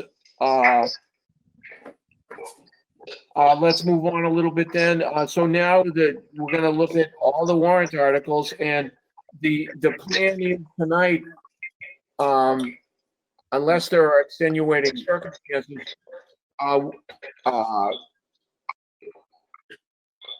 especially for the FinCom, who is going to meet relatively shortly, we want to decide now what's going to be on the warrant, so that which articles are going to be kept on the warrant, so that we don't spend time evaluating articles that ultimately get taken off. So we want to make, if possible, make the final determinations right now. So Angus, in the because you had a little spreadsheet thing which you sent out today, maybe just simply, why don't you go down that, and we've all talked with you separately about the articles. Why don't you list them, and we'll make our brief comments and determine their viability. That sounds good. And what I'll suggest is you see on the kind of matrix that you have, I have columns for the board recommendation. That's what I'd like to fill in tonight, is whether you see this for the upcoming special town meeting, whether you see it as something for next spring, or if it's something where you as a board are not sold on whether you want to put it on a warrant, or if you need more information or you have questions. That's what I have, that other category. So if it's something that you want it done, you just don't want it done this fall, that's one thing. If it's something that you really have questions about, to bring it forward at all, I want to know that as well, so I can let the proponents know what the questions are. I see Ray with his hand up. Says he's probably going to ask if the planning board article can be taken up sooner than later. Is that your question, Ray? Yeah. Yeah, and also if you want the update on the site plan review. Not that I don't enjoy this, mind you, but I wouldn't mind leaving a little earlier if that's to the chair's agreement. Let's take that article up right now. All right, so that one's listed as number 22 on the matrix that I sent out. Those are not official article numbers, obviously. It's just for reference. So the board articulate the slightly updated zoning language that from the planning, I believe late last week, maybe Friday. And that did reflect just a minor change, which was responsive to a suggestion made during the initial public hearing last spring. So the draft of the zoning that's before you has been favorably recommended by the planning board, and it's substantially similar to what was proposed and passed over this past June. And if I might add, the proposed planning board changes, bylaw changes, there's nothing substantive here. We're not changing how things work in town. We're just cleaning it up. Language is in line with Mass General laws. We're removing ambiguities. We're old terms that are almost humorous now, and just cleaning up the document in line with what we had a consultant recommend years ago. We've had 2 public hearings, and the rationale behind each suggested change is well explained by planner Zem Bernardi in the document that you should have before you on the articles.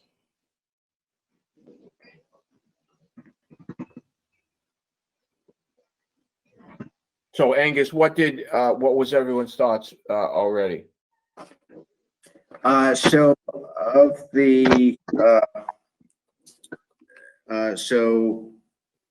well, I don't want to speak for you guys. But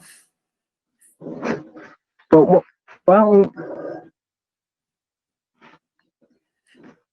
Okay, here's my question. I'm just playing devil's advocate. If Ray, if this is purely housekeeping, that it's not really, it's just changing some verbiage, but not really much in terms of content, but just housekeeping changes, then why is there a hurry? Well, it's just that we've had 2 public hearings on this now. With the bylaw the way it is right now, we're in conflict with some Mass General law provisions. We have some ambiguities which can confuse people trying to abide by the bylaws. We remove conflicts or potential conflicts between the zoning bylaws and proposals that you're making as the Board of Selectmen. And also the thought is, if we keep postponing this, eventually the chickens are going to come home and we're going to have a very long town meeting in the future.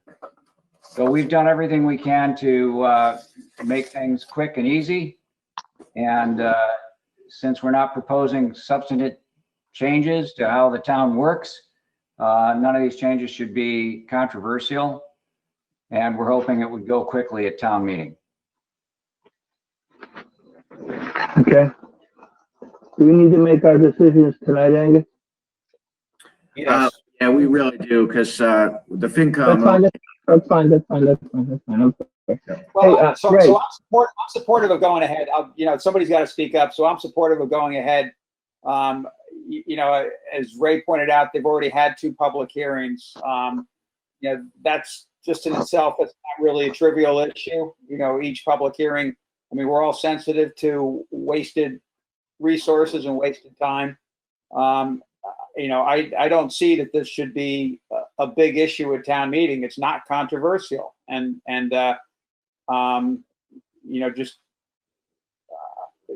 already been a fair amount invested up front by the planning board. I think we should move past where we are and get it done.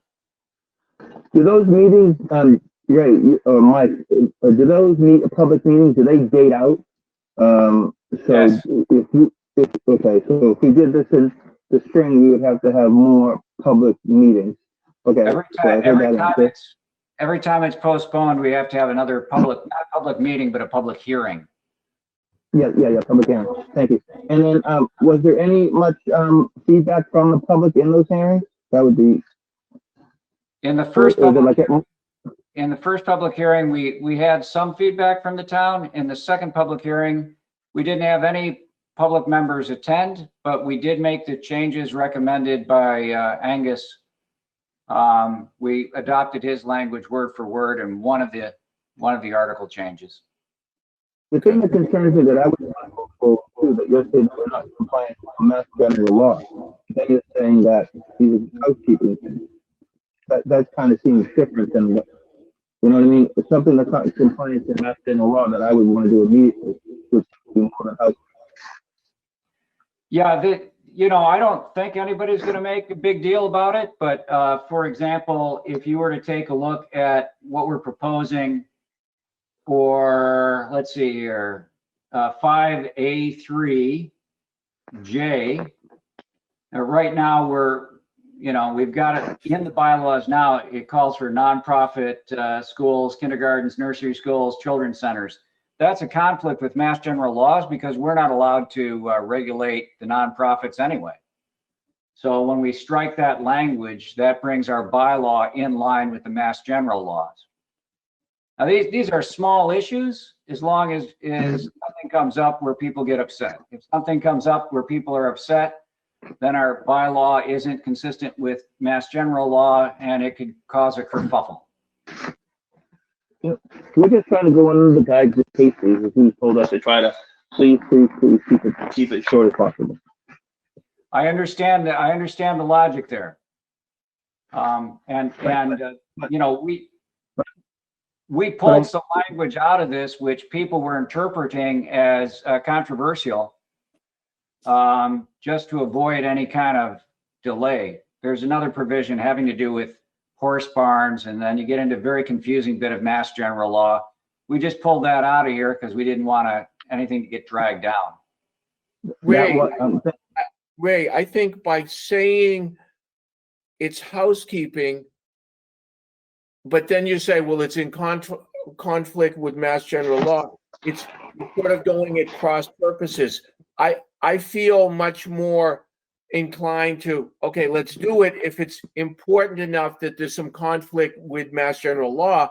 But if you're saying it's just housekeeping, then I don't want to do it. If you see what I mean, that's just a public relate in terms of having it go like people. It's worthwhile doing if you just changing the word from street to road, street to byway, then there is no hurry about doing it. So I think by saying it's housekeeping, you're making it unimportant. So therefore, we don't need to do it. You see what I mean? I do understand your position. I raised 2 points. One is the more we postpone this, the more we have to refresh our minds every time before going to town meeting what this is all about. It gets more distant from our No, then, so don't call it housekeeping. The second thing is, I'm just using the word housekeeping to explain it to you guys, but if that's the wrong word to use, that's fine. And the other thing that I recognize is this is your call as the Board of Selectmen. And if in your wisdom you decide to put this off, I respect that decision. It's your call. I'm just laying this out. I'm trying to lay out the planning board's position here. And I don't think it's going to slow down town meeting, and I'd like to get it done. That's our position, but it's your call. You guys, this is your jurisdiction. The thing that's been brought up to us too, to try to keep it minimal, because the weather does get a little cooler, and like what Casey said about the heat, which was very hot that day, we could have 2 days of rain, or we could be in a sprinkle, but we could still decide to have this. So we're just trying to minimize the exposure of people to be outside. That's all. I understand your position and how you guys are trying to balance everything for the benefit of the town. If I thought this was going to slow things down, I don't think the planning board would have come forward. But it's your call. Okay, can I think about this for a minute? We have to obviously vote on it before the end of the meeting. So can we move on to another article and then we can get Ray off or whatever?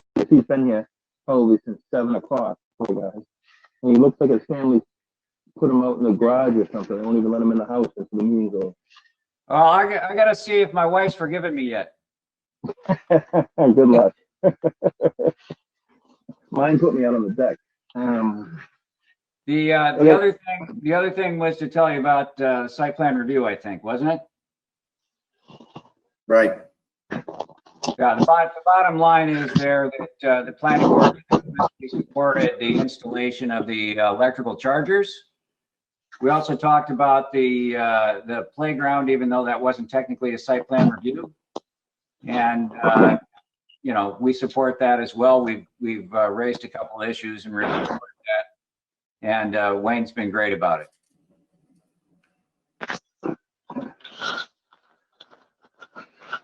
Excellent. So there's as far as that goes, Ray, no issues.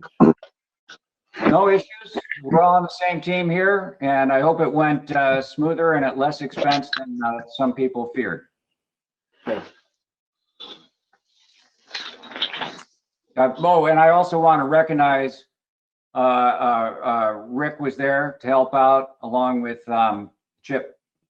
So that was helpful.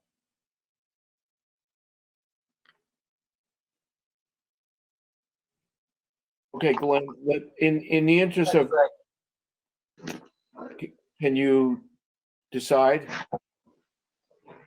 Well, I'll go with whatever everybody else wants to do. I wish Casey was on here tonight, but yeah. I think I have a no next to it, honestly, until I started listening to this tonight. So I'm just gonna, and now I'm at 50-50. So, so that's it.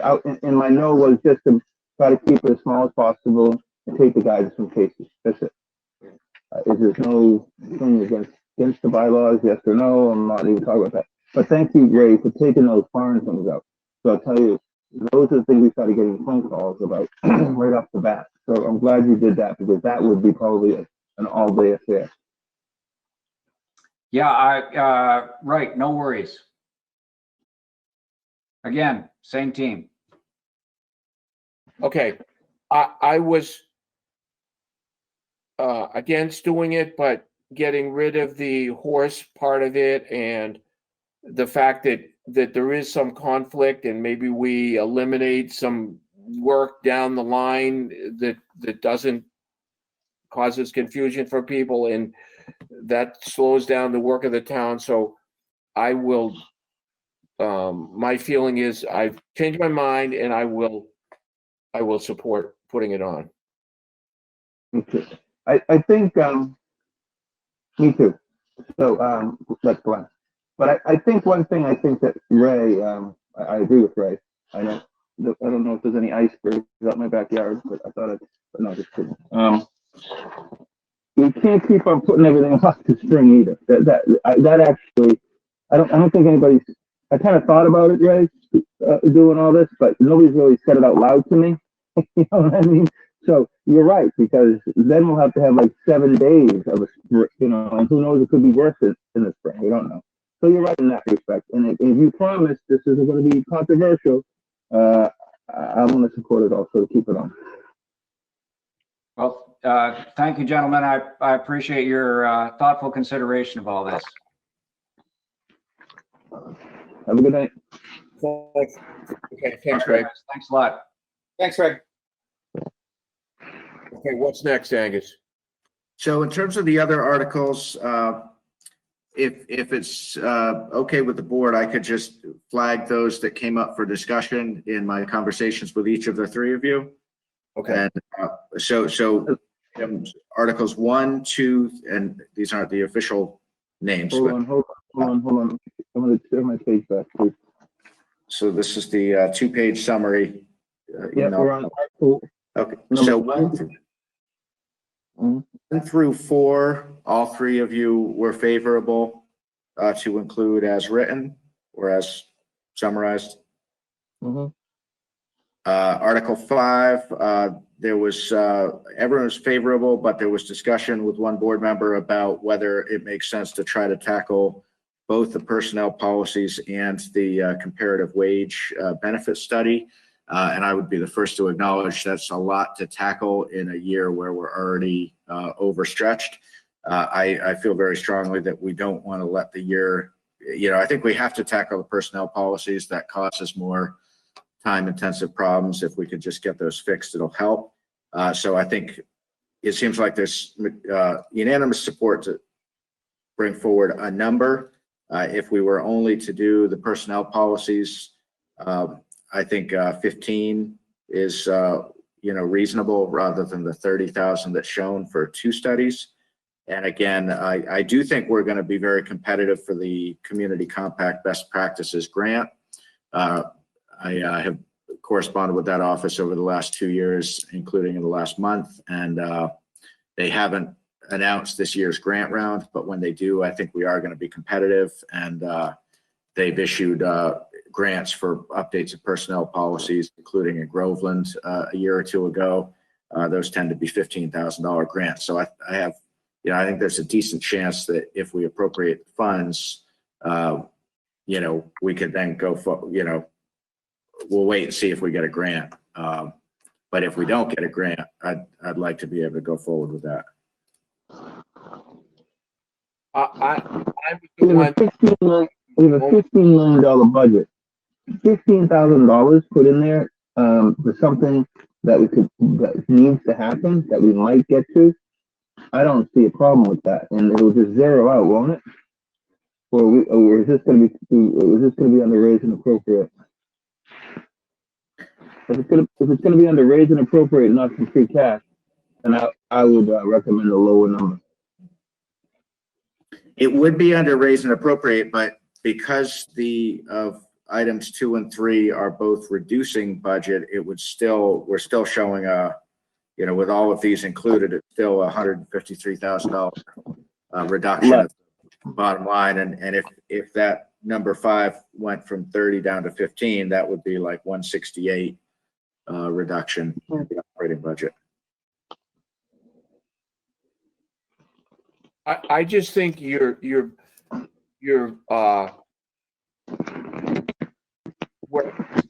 we're already in September. Several months of the year has already clicked by. I think you're biting off more than you can chew. Get one thing done correctly, and then the next one next year. I totally agree with that. Yeah, but what if we have the opportunity to outsource it or do something like that, and then we don't have the money to do it? Well, I think the personnel policies, that's going to be, I think, very time intensive for my office and for others on staff, because it's very, there's a lot of feedback loops with staff and appointing authorities and others. The comparative benefits and compensation is somewhat, but I think that one's much more like you hire the firm, they go out and pull all the numbers and produce a report. So that's why I thought we might be able to tackle both. First of all, I think the data would be helpful. One thing, as you've seen with different hiring that has happened since I've been here, is I often have taken the time to go through and look at those studies and put together summary charts for the board of different positions in comparable communities and paid. So that all is hours and hours that I spend reassembling data from other town studies. If we had, if we had a current study, it would, I'm not going to say it would necessarily save time. Well, it would save time. It would save time. But, we don't do such a tremendous amount of hiring that it would save a huge amount of time. But I do think it's something that isn't nearly as time intensive to administer that wage study as it would be the personnel policies. But with that said, I don't disagree with what you said, Archie. I think if we tackle the personnel policies, this year, that in itself is a huge accomplishment. So I just threw in the other one because it is something I think we could benefit from. I do believe we have some positions that are kind of out of scale with what other towns are paying. And it would be nice to have a document we could rely on rather than just kind of anecdotally knowing that. But whether we do that this year or next year or some other time is up to the board. It is a lot to take on. Okay, so let's reduce it to $15,000. That would be my recommendation. 15? That would be my recommendation. I'm just trying to move on. Yeah, I agree. I think. Good. Yeah, that's a majority for 15. Good. Okay. The next, we had for outside counsel, all three agree that that is an important resource to have. Item 7, the flower baskets. 2 of you wanted to include that. 1 of you did not want to include that. So. Who didn't want to do that? I can't remember if that was me. Yeah. So this is a funny story because everyone yesterday from Newbury for it. So it wasn't very nice. My wife's in the garden club. Are the garden clubs still paying for those?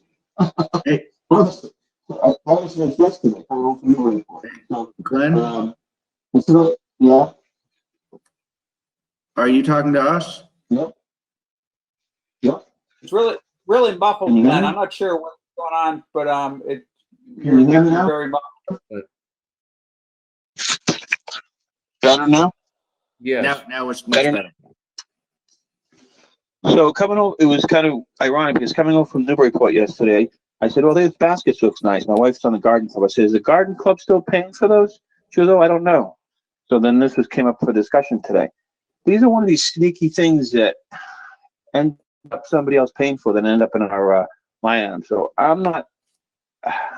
I'm not too happy about it, but I guess the best way to do it is put it towards town meeting and see if the town really likes the baskets and if they want to pay for them. Because I would, it's short money, but I would say, no. But let's see what the town thinks, because a lot of people do appreciate it. And I think a lot of people thought it was Noonan's doing this, because when they first, it kind of coincided with them coming into town, and all of a sudden they started happening. I think that everybody thinks that the town's not paying for these. So it might be good to get it out there and that we are paying for that, and let's see if they want it.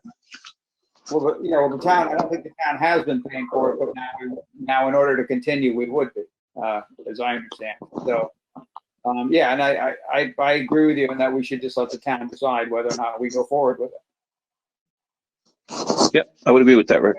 I pictured, this will be good for half an hour of discussion. Okay, is that the over under? $10, this goes for half an hour. Okay. Okay, that's the over under. No, let's do over under. You have to pick under or over half an hour. So I'm gonna pick under. I'm writing that down, RT. We Okay. got $10 down on that, man. Yep.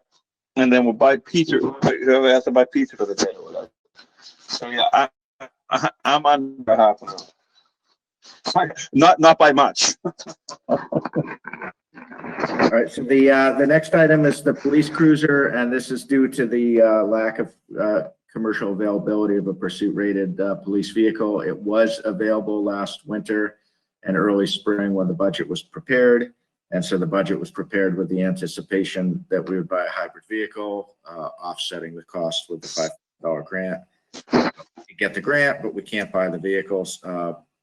There is no pursuit-rated hybrid vehicle, and the standard, police model Ford Explorer is more like $50,000. So we have 36 in the. Angus. Yeah. Did you not see my email?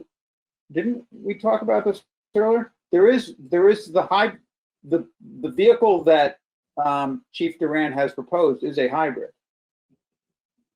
It's a hybrid, but it's the all-wheel drive hybrid Explorer, which is, as it turns out, I think all that's available from Ford now for.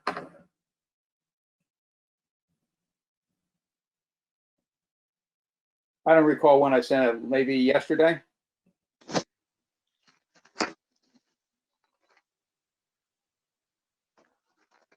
But it's not the same hybrid we were talking about before when we were trying to get the funding proposed. Correct, Glenn. So I'll give you a quick background. So originally, there was a. So I have the background. I got all the information from Angus. But you can talk. I just didn't know if I have it all. But I just was curious if the hybrid was the $50,000 hybrid because I didn't hear that part of it. There was some type of all-wheel hybrid Explorer available. I didn't hear that part. So we can use the $5,000 on there. Glenn, can you give me a second to explain? Yep. Okay, thank you. So originally we had talked about what was being considered was a hybrid Fusion, which is a sedan that was in production. Ford discontinued all their sedan models, and they held on to this one for a while. We had no idea that they were going to discontinue it, and then they discontinued the hybrid version of the Fusion as a pursuit-rated police vehicle. As it turns out, as far as I can determine from Ford's website now, the only Explorer that they offer that's police-rated is a hybrid now. And the grant is applicable to this vehicle. The $5,000 Green Communities competitive grant money is applicable to this vehicle.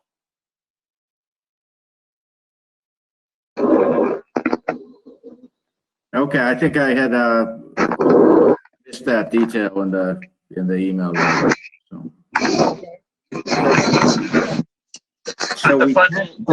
So we can apply the $5,000.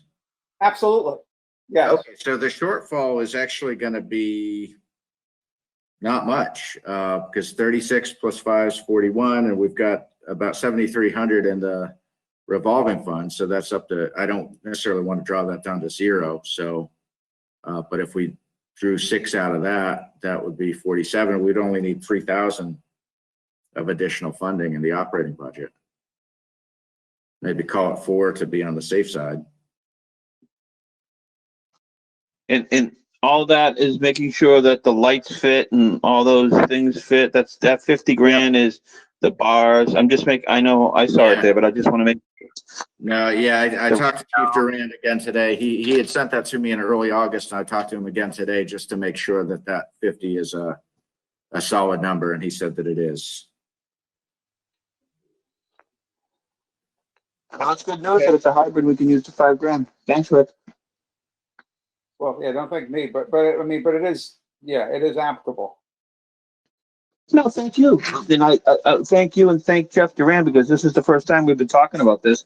And Jeff's the first chief that's had the open mind to maybe get a hybrid in here. Yeah, he's very much on board with this. He understands the reason for doing it, so that's great.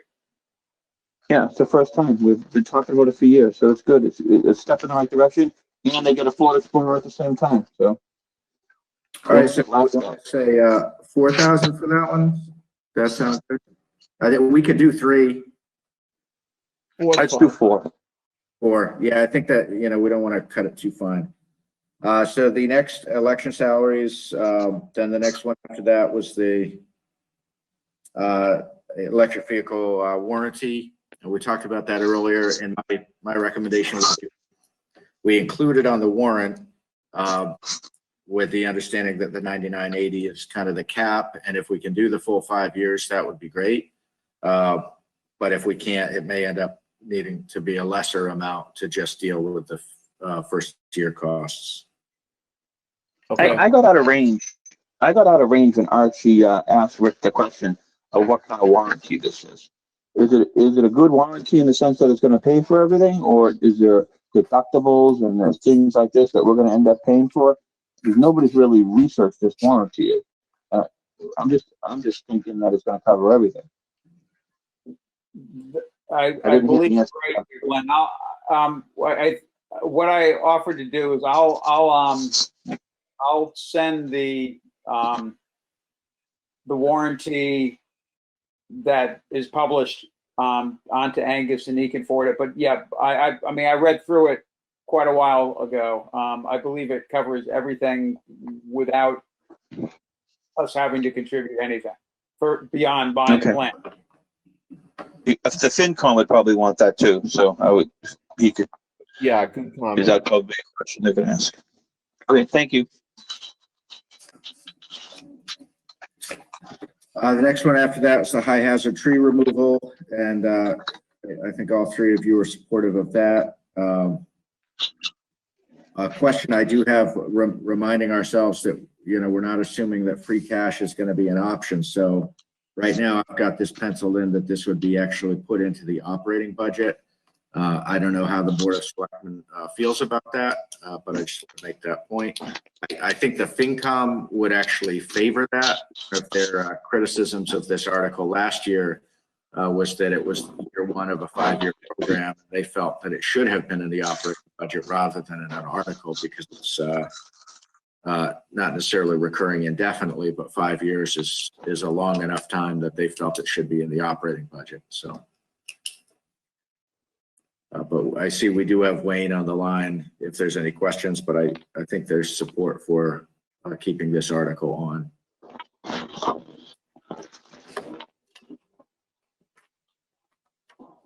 Item 12 is to do with the transfer of funds from school stabilization.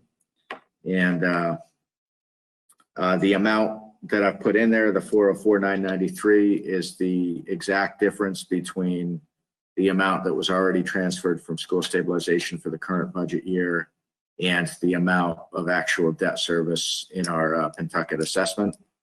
So we can't transfer more than that. So that would be the ceiling. Whether you want to go that high or not is obviously up to you.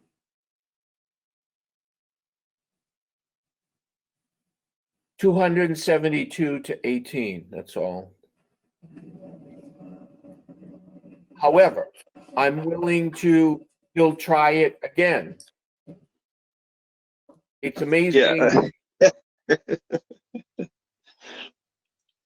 That's big of you, Archie. You've grown since the town meeting when you said, screw it, we're not gonna do it.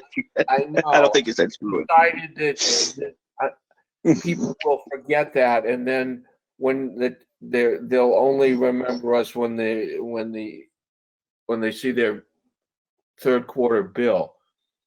Well, maybe people too have gotten a little bit more information on their own personal finances, and that, you know, this is going on a little bit longer than I think most people anticipated, and they'll see why we wanted to do this. I mean, we're just doing it now just so at the back end, it just will be a little bit more on the back end, which is whatever. Okay, I'm for it. Are you for that amount though? Is that the same amount that we did this spring? It seems a little bit higher. No, the amount in the spring was 652 something. Oh, yeah. So yeah, it was higher. this is that amount minus the 247 that was transferred. That we already paid. Yeah. Okay. I'm for it. I'm for it. I'm good with it. Okay.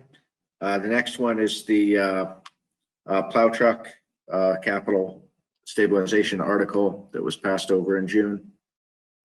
And as noted, this would require the CIC to kind of affirm its recommendation. I expect they would do that, but procedurally, I would want to see that happen under the bylaw.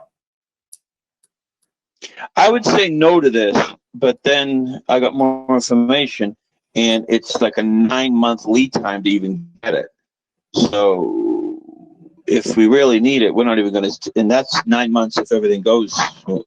So just say if we vote this in October, sign a contract, pay him or whatever, I don't know how all that works, but we're not going to see this for a year.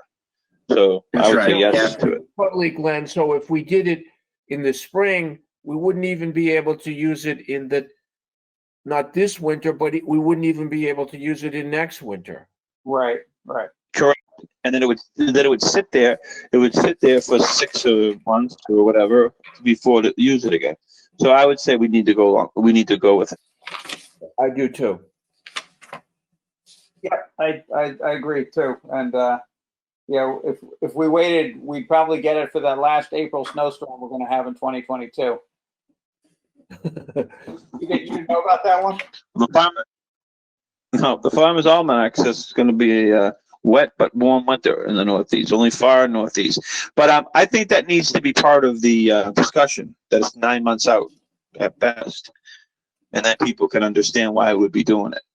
Yeah. All right. Next one after that seems very straightforward. Just the sunset date on the rescue vehicle. Everyone's on board with that. And number 15 on the water enterprise is all to do with water revenues anyway. It's basically with the staff turnover there. And then 16 is the proposal of the Board of Assessors. And I got some different opinions on that. So we'll see where the board lands on whether to engage a consultant for the utility valuation. Okay, I thought initially I was in favor of it, but then with the changes happening in the Board of Assessors that we just recently found out about in the assessing department, that maybe we don't have the person there that will person may not be able to be up to speed on this, and it'll take longer to, in other words, this is an ancillary thing that a new person is going to have to learn all the details on, and maybe we don't want to do this immediately for that reason. I would ditto those comments. There's no need to do it now, especially with the big turnover over there. I'd rather reassess that whole department and then go forward. You're gonna reassess that? I would pun intended. I would agree with you, Glenn.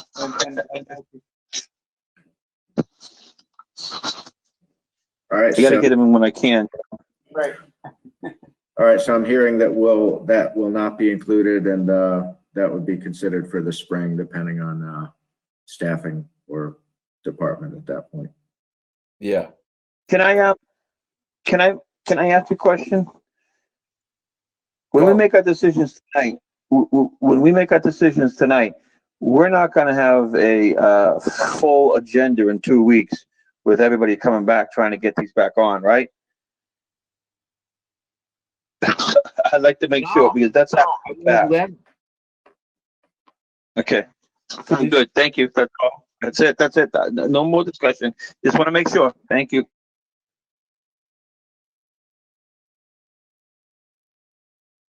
Okay, the next one after that is the portable restrooms, and been spending a lot of time with the Park and Rec Chair, Jack Foley, to really get our head around what's happened here. But I'll tell you that there's a few factors. The vendor that we had worked with on porta potties last year went out of business, and I was reviewing the invoices from last fall compared to this fall. Down the toilet.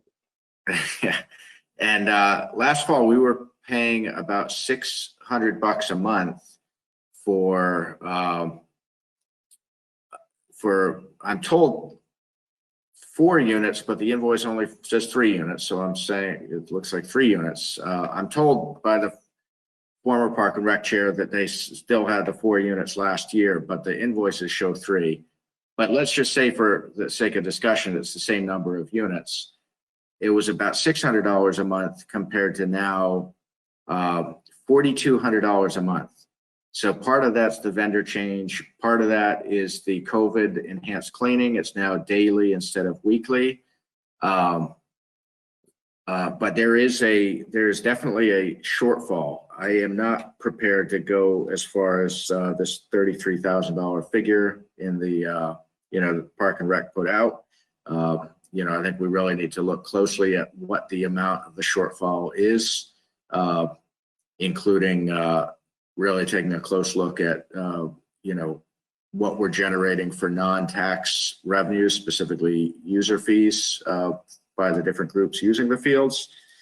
So I'm not prepared to support the number, but I do believe we do have a real funding shortage due to those factors. And the only good news in all of that is that any costs that are directly attributable to COVID are going to be eligible for submittal for reimbursement through the CARES Act.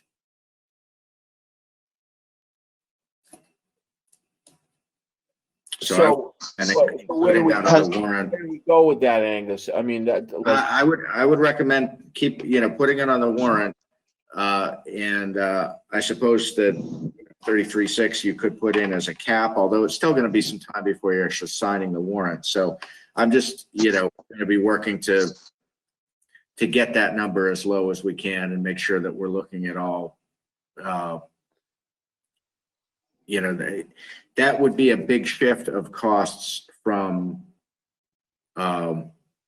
what historically has been funded entirely from a revolving fund, now to transfer that cost to the directly to the taxpayer. I think is a big deal that really needs some to be looked at very closely.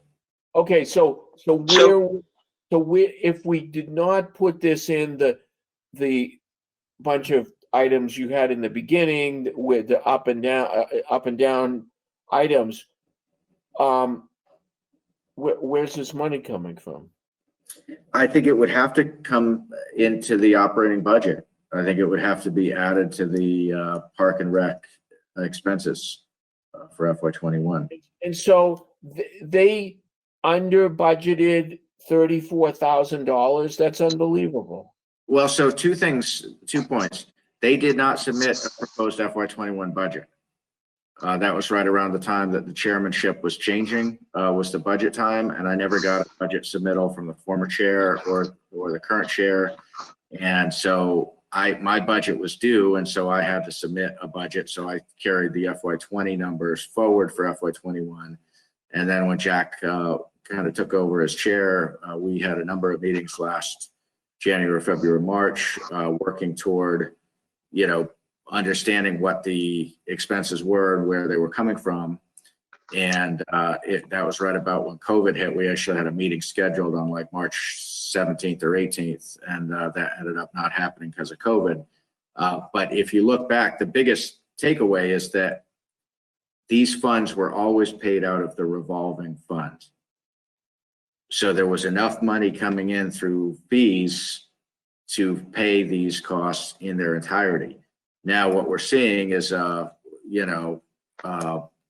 order of magnitude increase in costs, and we're not generating fees. So costs are higher, revenues are lower, but that's a huge number.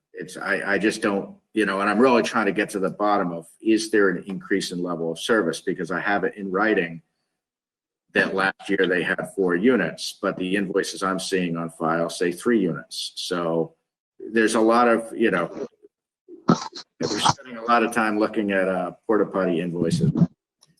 Get to the bottom of this. So has anybody even done an analysis that we need this many? Because I thought all these programs are lesser. So why do we need the same amount of porta potties than we did last year?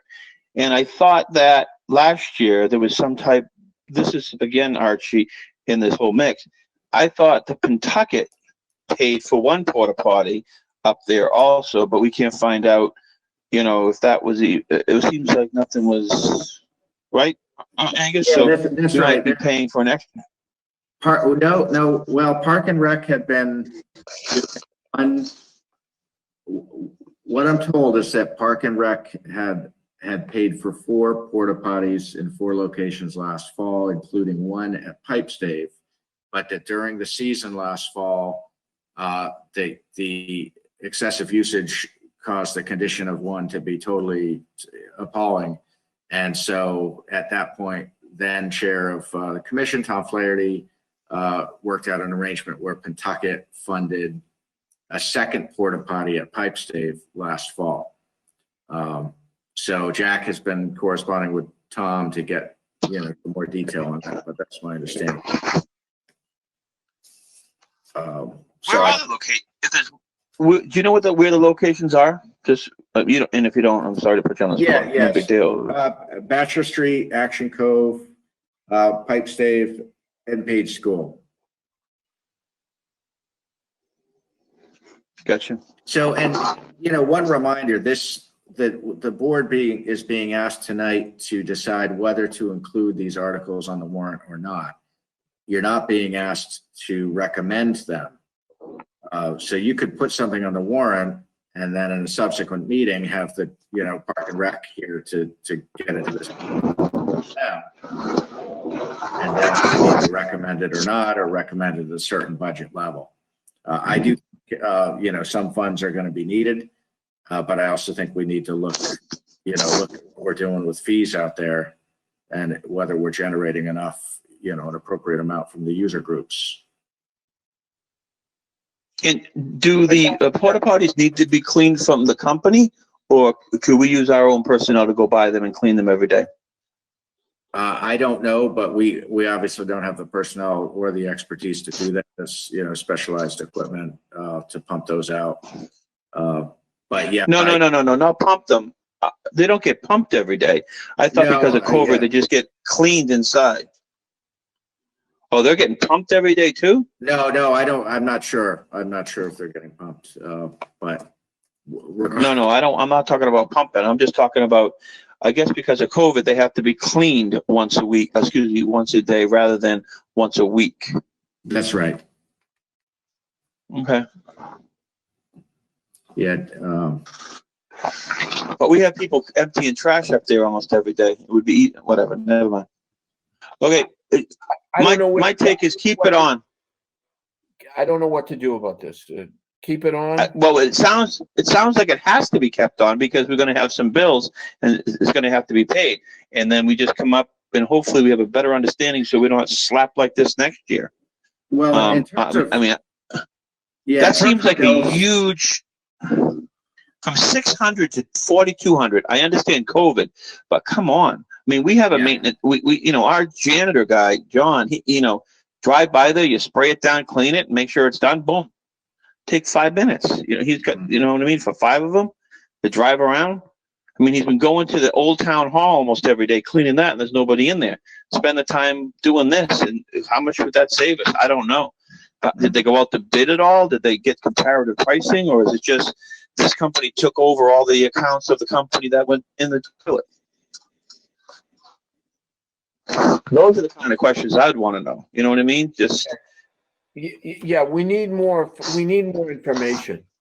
Yeah, I did notify Jack this afternoon that I need to have him basically cancel these I looked at the last invoice that just came in recently, and that covered through September 10th, which is 2 days from now.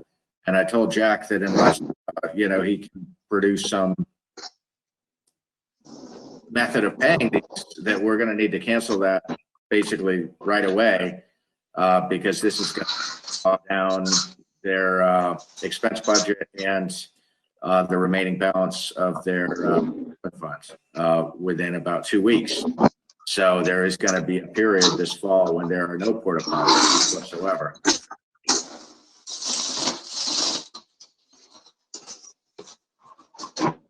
All right, let's move on.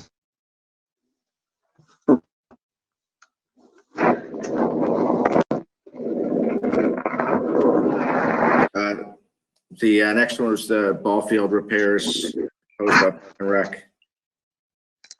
no. No.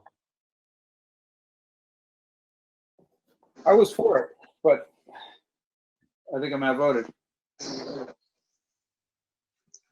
Before we give any more money to Park and Rec, and I don't mean to seem like that, we got to figure out what these costs are.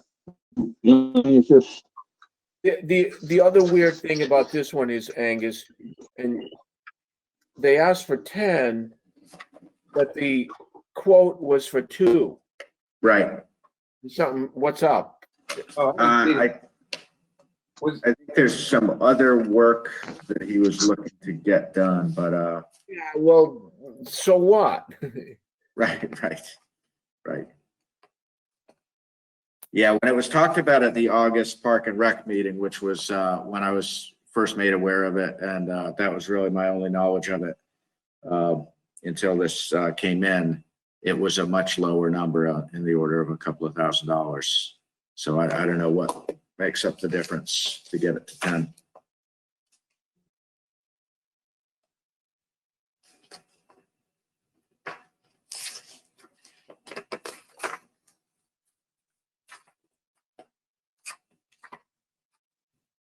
Okay, next one. Is tree committee, supplemental tree plantings.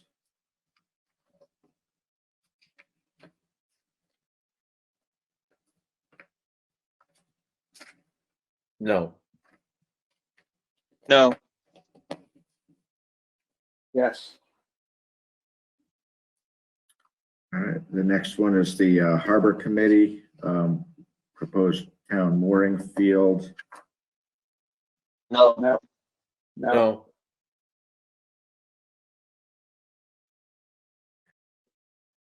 I have recommended to the harbor committee that they convene a meeting to review the phase 1 work product that was recently received. And once the harbor committee has kind of reviewed that, I would recommend they present it to the Board of Selectmen to, you know, get us all up to date on what they're looking at before proposing funding to take it further. I'm not. I said no. The next one is the materials for bridges at Dunn Field. No. No. Yes. Rick, I don't think it's thought through enough. You can't just, are we sure that it isn't a wetlands and just going down some logs just isn't, it's not like the old days. You can't do stuff that on, you know, you just can't can't do that. You have to, is it ADA compatible? You know, the whole 9 yards. That's actually, I thought the same thing in the sense that you spend $1,000 and it just wasn't thought out, and we're having those problems with ADA down at Needy's property with that stuff, that I thought this number was going to, you put $1,000 and they're going to come back and it's more, then you have so much seed money in it, then you have to go forward, and this is going to balloon. So that was my thought of saying no. It's just on the ADA issue. I mean, you know, this is an issue.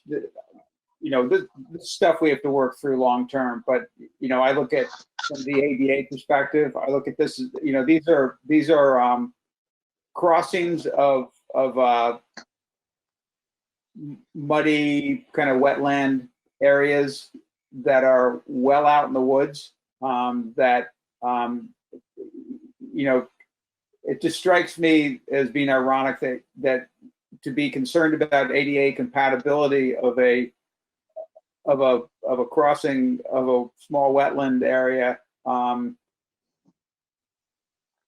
when it's a quarter mile off a road and there is no accessibility there to get to that point. So what you're trying to do is prevent environmental damage, you know, damage to whatever is there for wetland, by laying something, natural materials down on the surface that you can cross, that are not going to be susceptible or not going to be damaged the way the wetlands would be by your crossing it directly. So, but that's, you know, we're going to see. I would agree. I would agree with everything you just said, Rick. But but everything. But I think it's a different game, because you know, until this Navy thing got brought up, none of these ADA compliant. I don't know. I just think it would be a bad precedent for us to be doing something different than what we're asking a developer to do, or potentially asking a developer to do. I think the town should. I think we need to get a better handle on it, and I think you're right, and then come back in the spring with a more comprehensive thing to make sure that we're dealing with everything properly.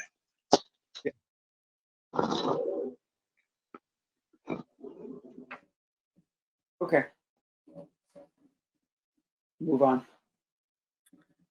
So at the bottom, I had included, just really for continuity, the ones passed over at the June town meeting, but I had not included those with the expectation that they would be added in. But if they were to be added in, tonight would be the night to do it. So the only question, I would say not add them in, but the only question is the capital stabilization of $300,000. Is that going to put us, put us behind on our schedule? If we don't do it? If we do it in this spring at the special town meeting, it would affect the current fiscal year. So our year-end position would be the same as if we had done it this fall. And at that point, obviously free cash would be certified. So, right now it's not even an option because we don't have, unless free cash ends up getting certified on. Can't assume. No. You answered it correctly for me. So yeah, I didn't think about that. So as long as it's done in the special town meeting in the fall, it would apply. Glenn, this was an additional appropriation that we were going to make because of the bridge, and now that we've got the bridge grants, it's unlikely that we're going to be dipping into any non-grant money yet. Anyway, we're not getting to the point of putting pilings down and stuff like that yet. So, it's not for the regular stabilization. It's because we didn't have the bridge in the stabilization account, so it's for that. Yep, gotcha. Okay. I guess the only thing I wonder about that, and I agree with you, now is not the right time, but the only thing I wonder is then what is the right time? And I mean, do we wait and do it as one, assuming the number is 600,000 total that we need in the end? Do we do that in one fell swoop, or do we try to, is there a reason in terms of how we want to manage stabilization to do that in increments? Well, if we assume it's going to come out of free cash, it sort of doesn't make any difference. Yeah, That's because right. it's just sitting there, waiting to be transferred. So it's not like it has to come out of raise and appropriate. So we are just transferring into one, and we don't need it yet anyway. So yeah, I got it. Yeah, but I say that though in the, in the context where we've been talking of how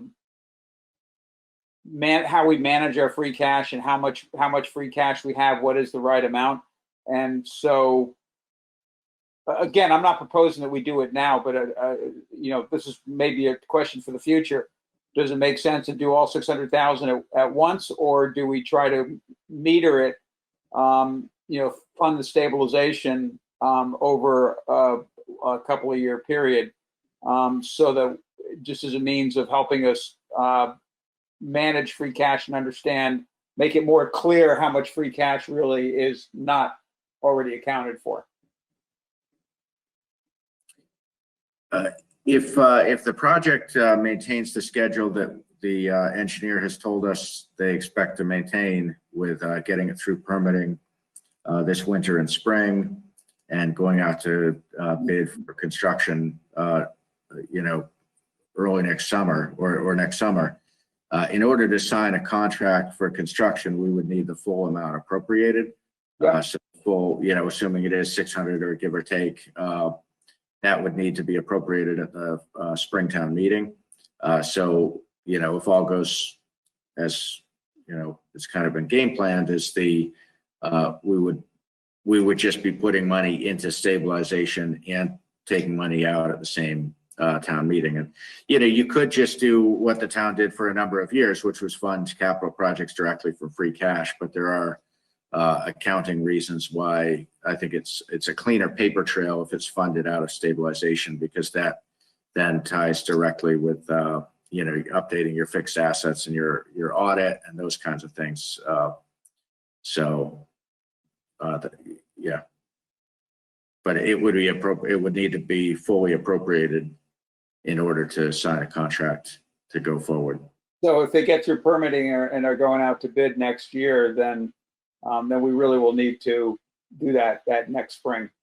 That's right. Coming spring. But we've been consistent, for going on a year now in terms of the public message about that. So even though it sure will look like a big number, 600,000, I think hopefully people will remember that that's just, 300,000 times two. Still a big number, but. Yeah, but we don't have the free cash right now to do it anyway. That's the problem. We probably have it, but we just isn't touchable until it gets certified. Yeah, that's right.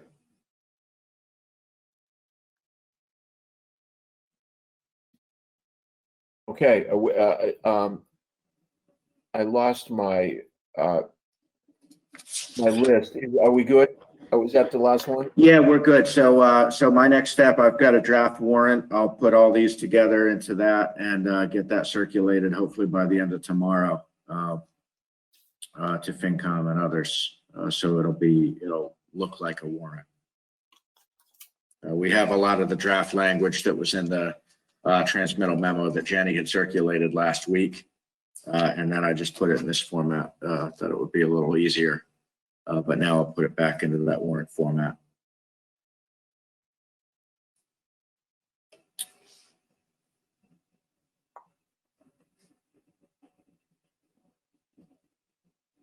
Okay, we did M. So N, execution of the FY21 police union contract. Do we need to vote that in open session? No, you are able to vote it in executive session as you did this summer, but the Attorney General's open meeting guide recommends that where contracts are approved in executive session, that they be then publicly disclosed, promptly thereafter in an open session. So it's just on as an informational item to the public. To let people know that there is an executed contract for the police union for FY21. And I think that we can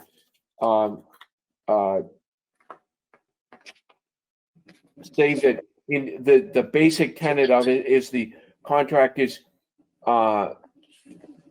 similar to the contract that was in effect up until June 30th, 2020, which expired. The basic change was a 2% increase on the base patrolman's pay over the contract that expired on June 30th, 2020, and there were very few other minor changes. So just for the public's knowledge. So 2% was in line with the increase that all town employees received, the cost of living.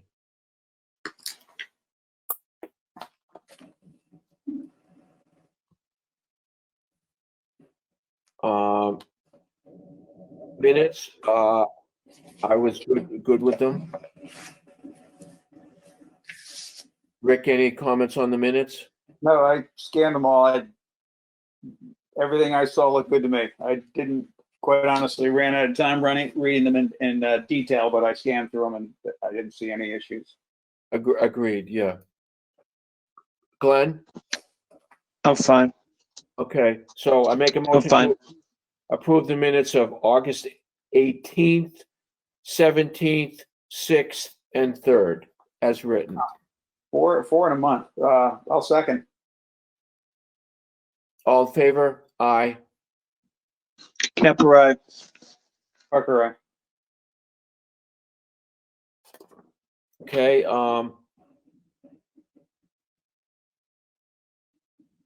Angus can tell us about the contract on the, we just talked about the bridge, and so now we have signed a contract related to engineering work on the bridge from our side. That's right. Yeah, it's going to be, an intensive permitting process. So it was good to get this contract in place. Up to this point, we've had a really good working relationship with BSC, but they're not our consultant, or they hadn't been up until now.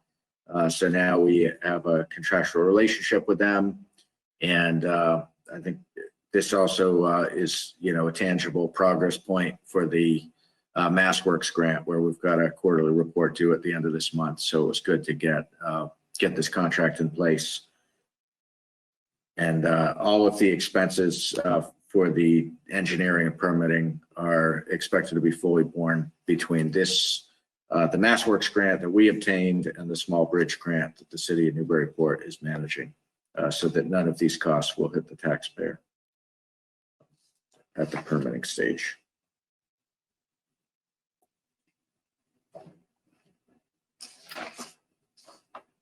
And the final item is the algae water issue in the reservoirs. So the algae bloom is a source of real concern, and the city of Newburyport recently issued a cease and desist order regarding the allowance of cows to enter the water. So that's currently under review. That's been referred locally to our Board of Health for them to look at. I don't yet have a date of when they'll have that on a meeting for discussion, but the 10 days that was provided to the landowner to respond, I talked to the city's attorney earlier today, and that runs its course on September 14th. So after that point, I'll have I can provide you a further update, but I wanted to make you aware of this as a issue of concern. And, I certainly feel we, as a public health matter, we need to be doing everything we can to secure the public drinking water. having said that, there is no at the water in Newburyport and the water that we get from Newburyport that comes to West Newbury, there is no problem with the toxins in it at the present time. That's correct. Yes, that's correct. And I think as the temperature drops, that the algae bloom should taper off. Yeah, it's more, I mean, once it happens, it's kind of too late. It's more looking ahead to prevent this from happening in the future. And there's a lot of years of correspondence on this and efforts that have been made in the past to shut it down, or to prevent the activity. So, that's now, I think, getting, heightened attention. You never want your reservoir to be a waiting pool for cows. Is there any way to say that was cause and effect? I don't know. Whether there is or isn't, there's certainly, some things that are just inherently just not okay. And I think, Unacceptable. Yeah. So whether there's a direct, causal relationship, or that whether that can be established definitively, I don't know. I have asked the city to turn over any, records they have. I think the more documentation we have to really understand what's going on, the better. So I have received, a fair amount of background, but I know that there's more that will still be provided. So you can see why I'm always the cranky old man when I'm running around the reservoir, telling people to get their dogs out of the reservoir, and everyone hates me, but it's all related. Yeah. Yeah, where's your article, Archie? Well, I'm not giving up on it. Okay. Anyone have Yes, I do. articles, items for future agendas? I do. Okay. Couple things. I'd like to, you hear me? Can you hear me? Yes. I'd like to, follow up a future agenda about the Legion contract, how that's going. I want, we need to, an executive session, Mr. Chairman, I would ask you that we talk about contracts. I'd like to start on people's contracts, one of them being, if I'm not mistaken, Angus's contract that ends at the end of this fiscal year. And is it the dispatch or DPW? Anybody know? It's dispatch and police, because the police is only a 1-year contract. Right. Yeah. Okay. Yeah. I had dispatch first, so not DPW. So dispatch and police. So it seems like we need to be busy with these contracts, and I would. We seem to be starting a budget season earlier than we used to, so I would say we need to start working on these things sometime soon in the fall, so we could, whatever, especially Angus does, get that done, and then we can start working on dispatch and police. That's it. Okay. We just haven't talked about that here, and I'd like to just start scheduling those things in the fall because it could take some time. And obviously they're budget drivers, so I would like to. It's smart to get out ahead of them. Mm-hmm.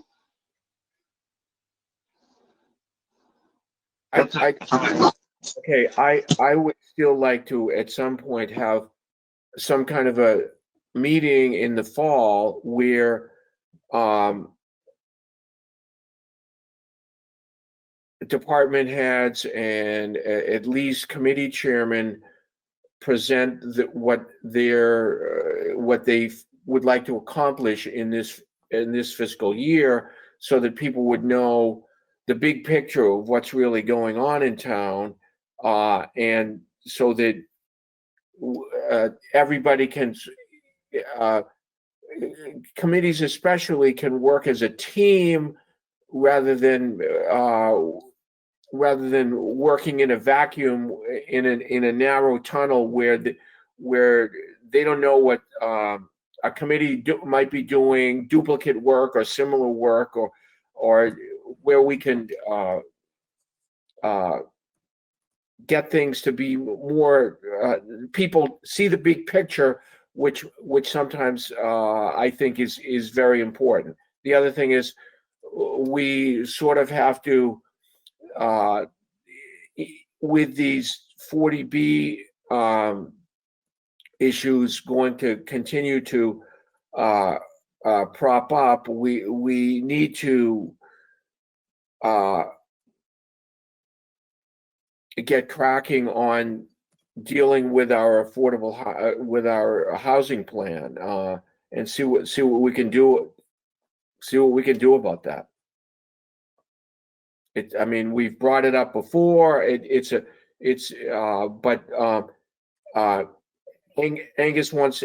is working on getting the ability to use some of the before we actually establish a housing trust, to get some of the money to be able to expend some of that money in issues related to housing that we may need to do in the immediate future. But we still need to address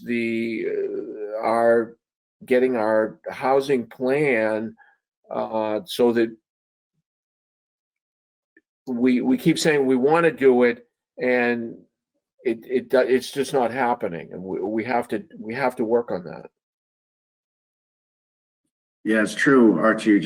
I mean, if you just look at what's in these approved documents, or, plans, housing plan, open space plan, MVP plan, just if you just start with adding up all of the stated endorsed priorities, that's an incredibly long list. And then if you couple that with all the other things that go on, decisions have to be made about what really are the priorities, because if we try to do everything, it's just, it's not, we just don't have the manpower. So I'm all for that. To piggyback on that, what about a master plan? The renewal master plan.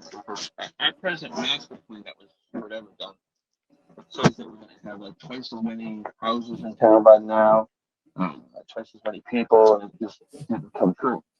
Is there a way to maybe have an article? I mean, it's too late for this one, but something that we start working on, have some type of committee that we get some money, that we could maybe get some outside funding, some, not outside funding, outside help, because all these things we want to do, but then it all comes down to like 3 of the same people that want to volunteer on committees, and Angus and his staff. That's why we have to prioritize with this stuff. Maybe we need to start outsourcing. We are a small community that that have needs. Some money.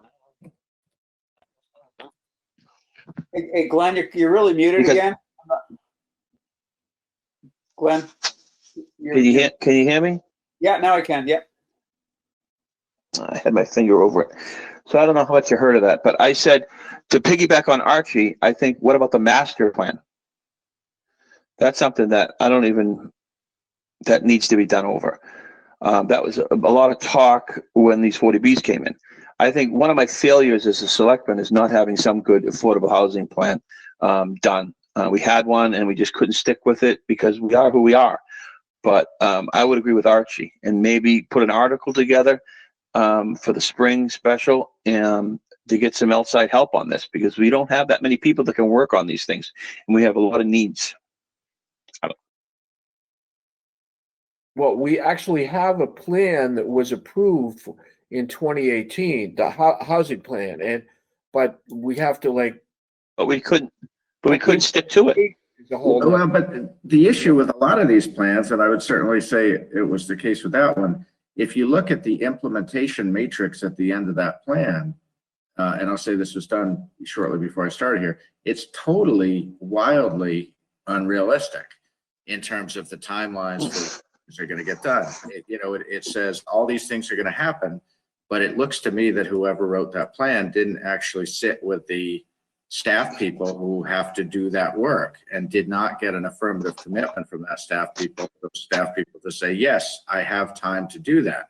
So it's very easy to approve a plan that says all these things will get done. But when you actually sit with the very short list of people who have any role whatsoever with housing, namely, me, McCarran, and Leah, that's it in terms of staff. Who had, you see the number of hours that are going into creating these regulations to spend that we have on the books. That's implementing a bylaw that was approved over 5 years ago. And that, by the way, I'm not even sure that was in the housing plan. That needed to be done because it needed to be done. But I don't know. That's why, as a consultant, when I worked in planning, I always focused on zoning or infrastructure finance. I never got into writing plans because it's too easy to write these things and leave the people working there holding the bag. But no one ever, got staff involved. And I mean, we're not staff. We have a part-time planner. We don't have staff to do these things. So you can adopt all the plans you want, but if it's not tied to a realistic implementation strategy, I mean, trust me, I've worked in over 50 cities and towns in this Commonwealth. I've heard the same conversation in most of them of you adopt these plans and they sit on the shelf. That's because they're not, they're pie in the sky. They're not calibrated to people's actual, municipalities are really lean staffed. That's happened over the course of 30 or 40 years with Prop 2.5. The day job of all of these staff has gotten harder and harder over the years with all of these new mandates. There's no more people. There's actually often fewer people than there were 20 or 30 years ago in these offices.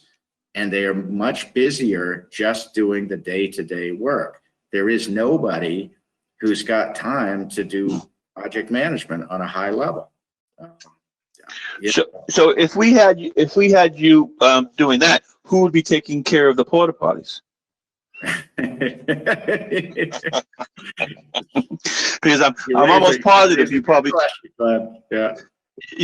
spent at least 2.5 to 3 hours on porta potties today. Oh, more than that. I mean, more than that today.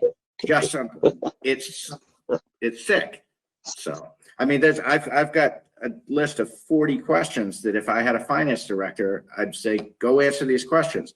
I have to answer those questions because I'm the finance director. So I have to somehow, if I went through my list of just what I need to do this week, it's like 3 weeks of work at least. This is just the reality. So there's just,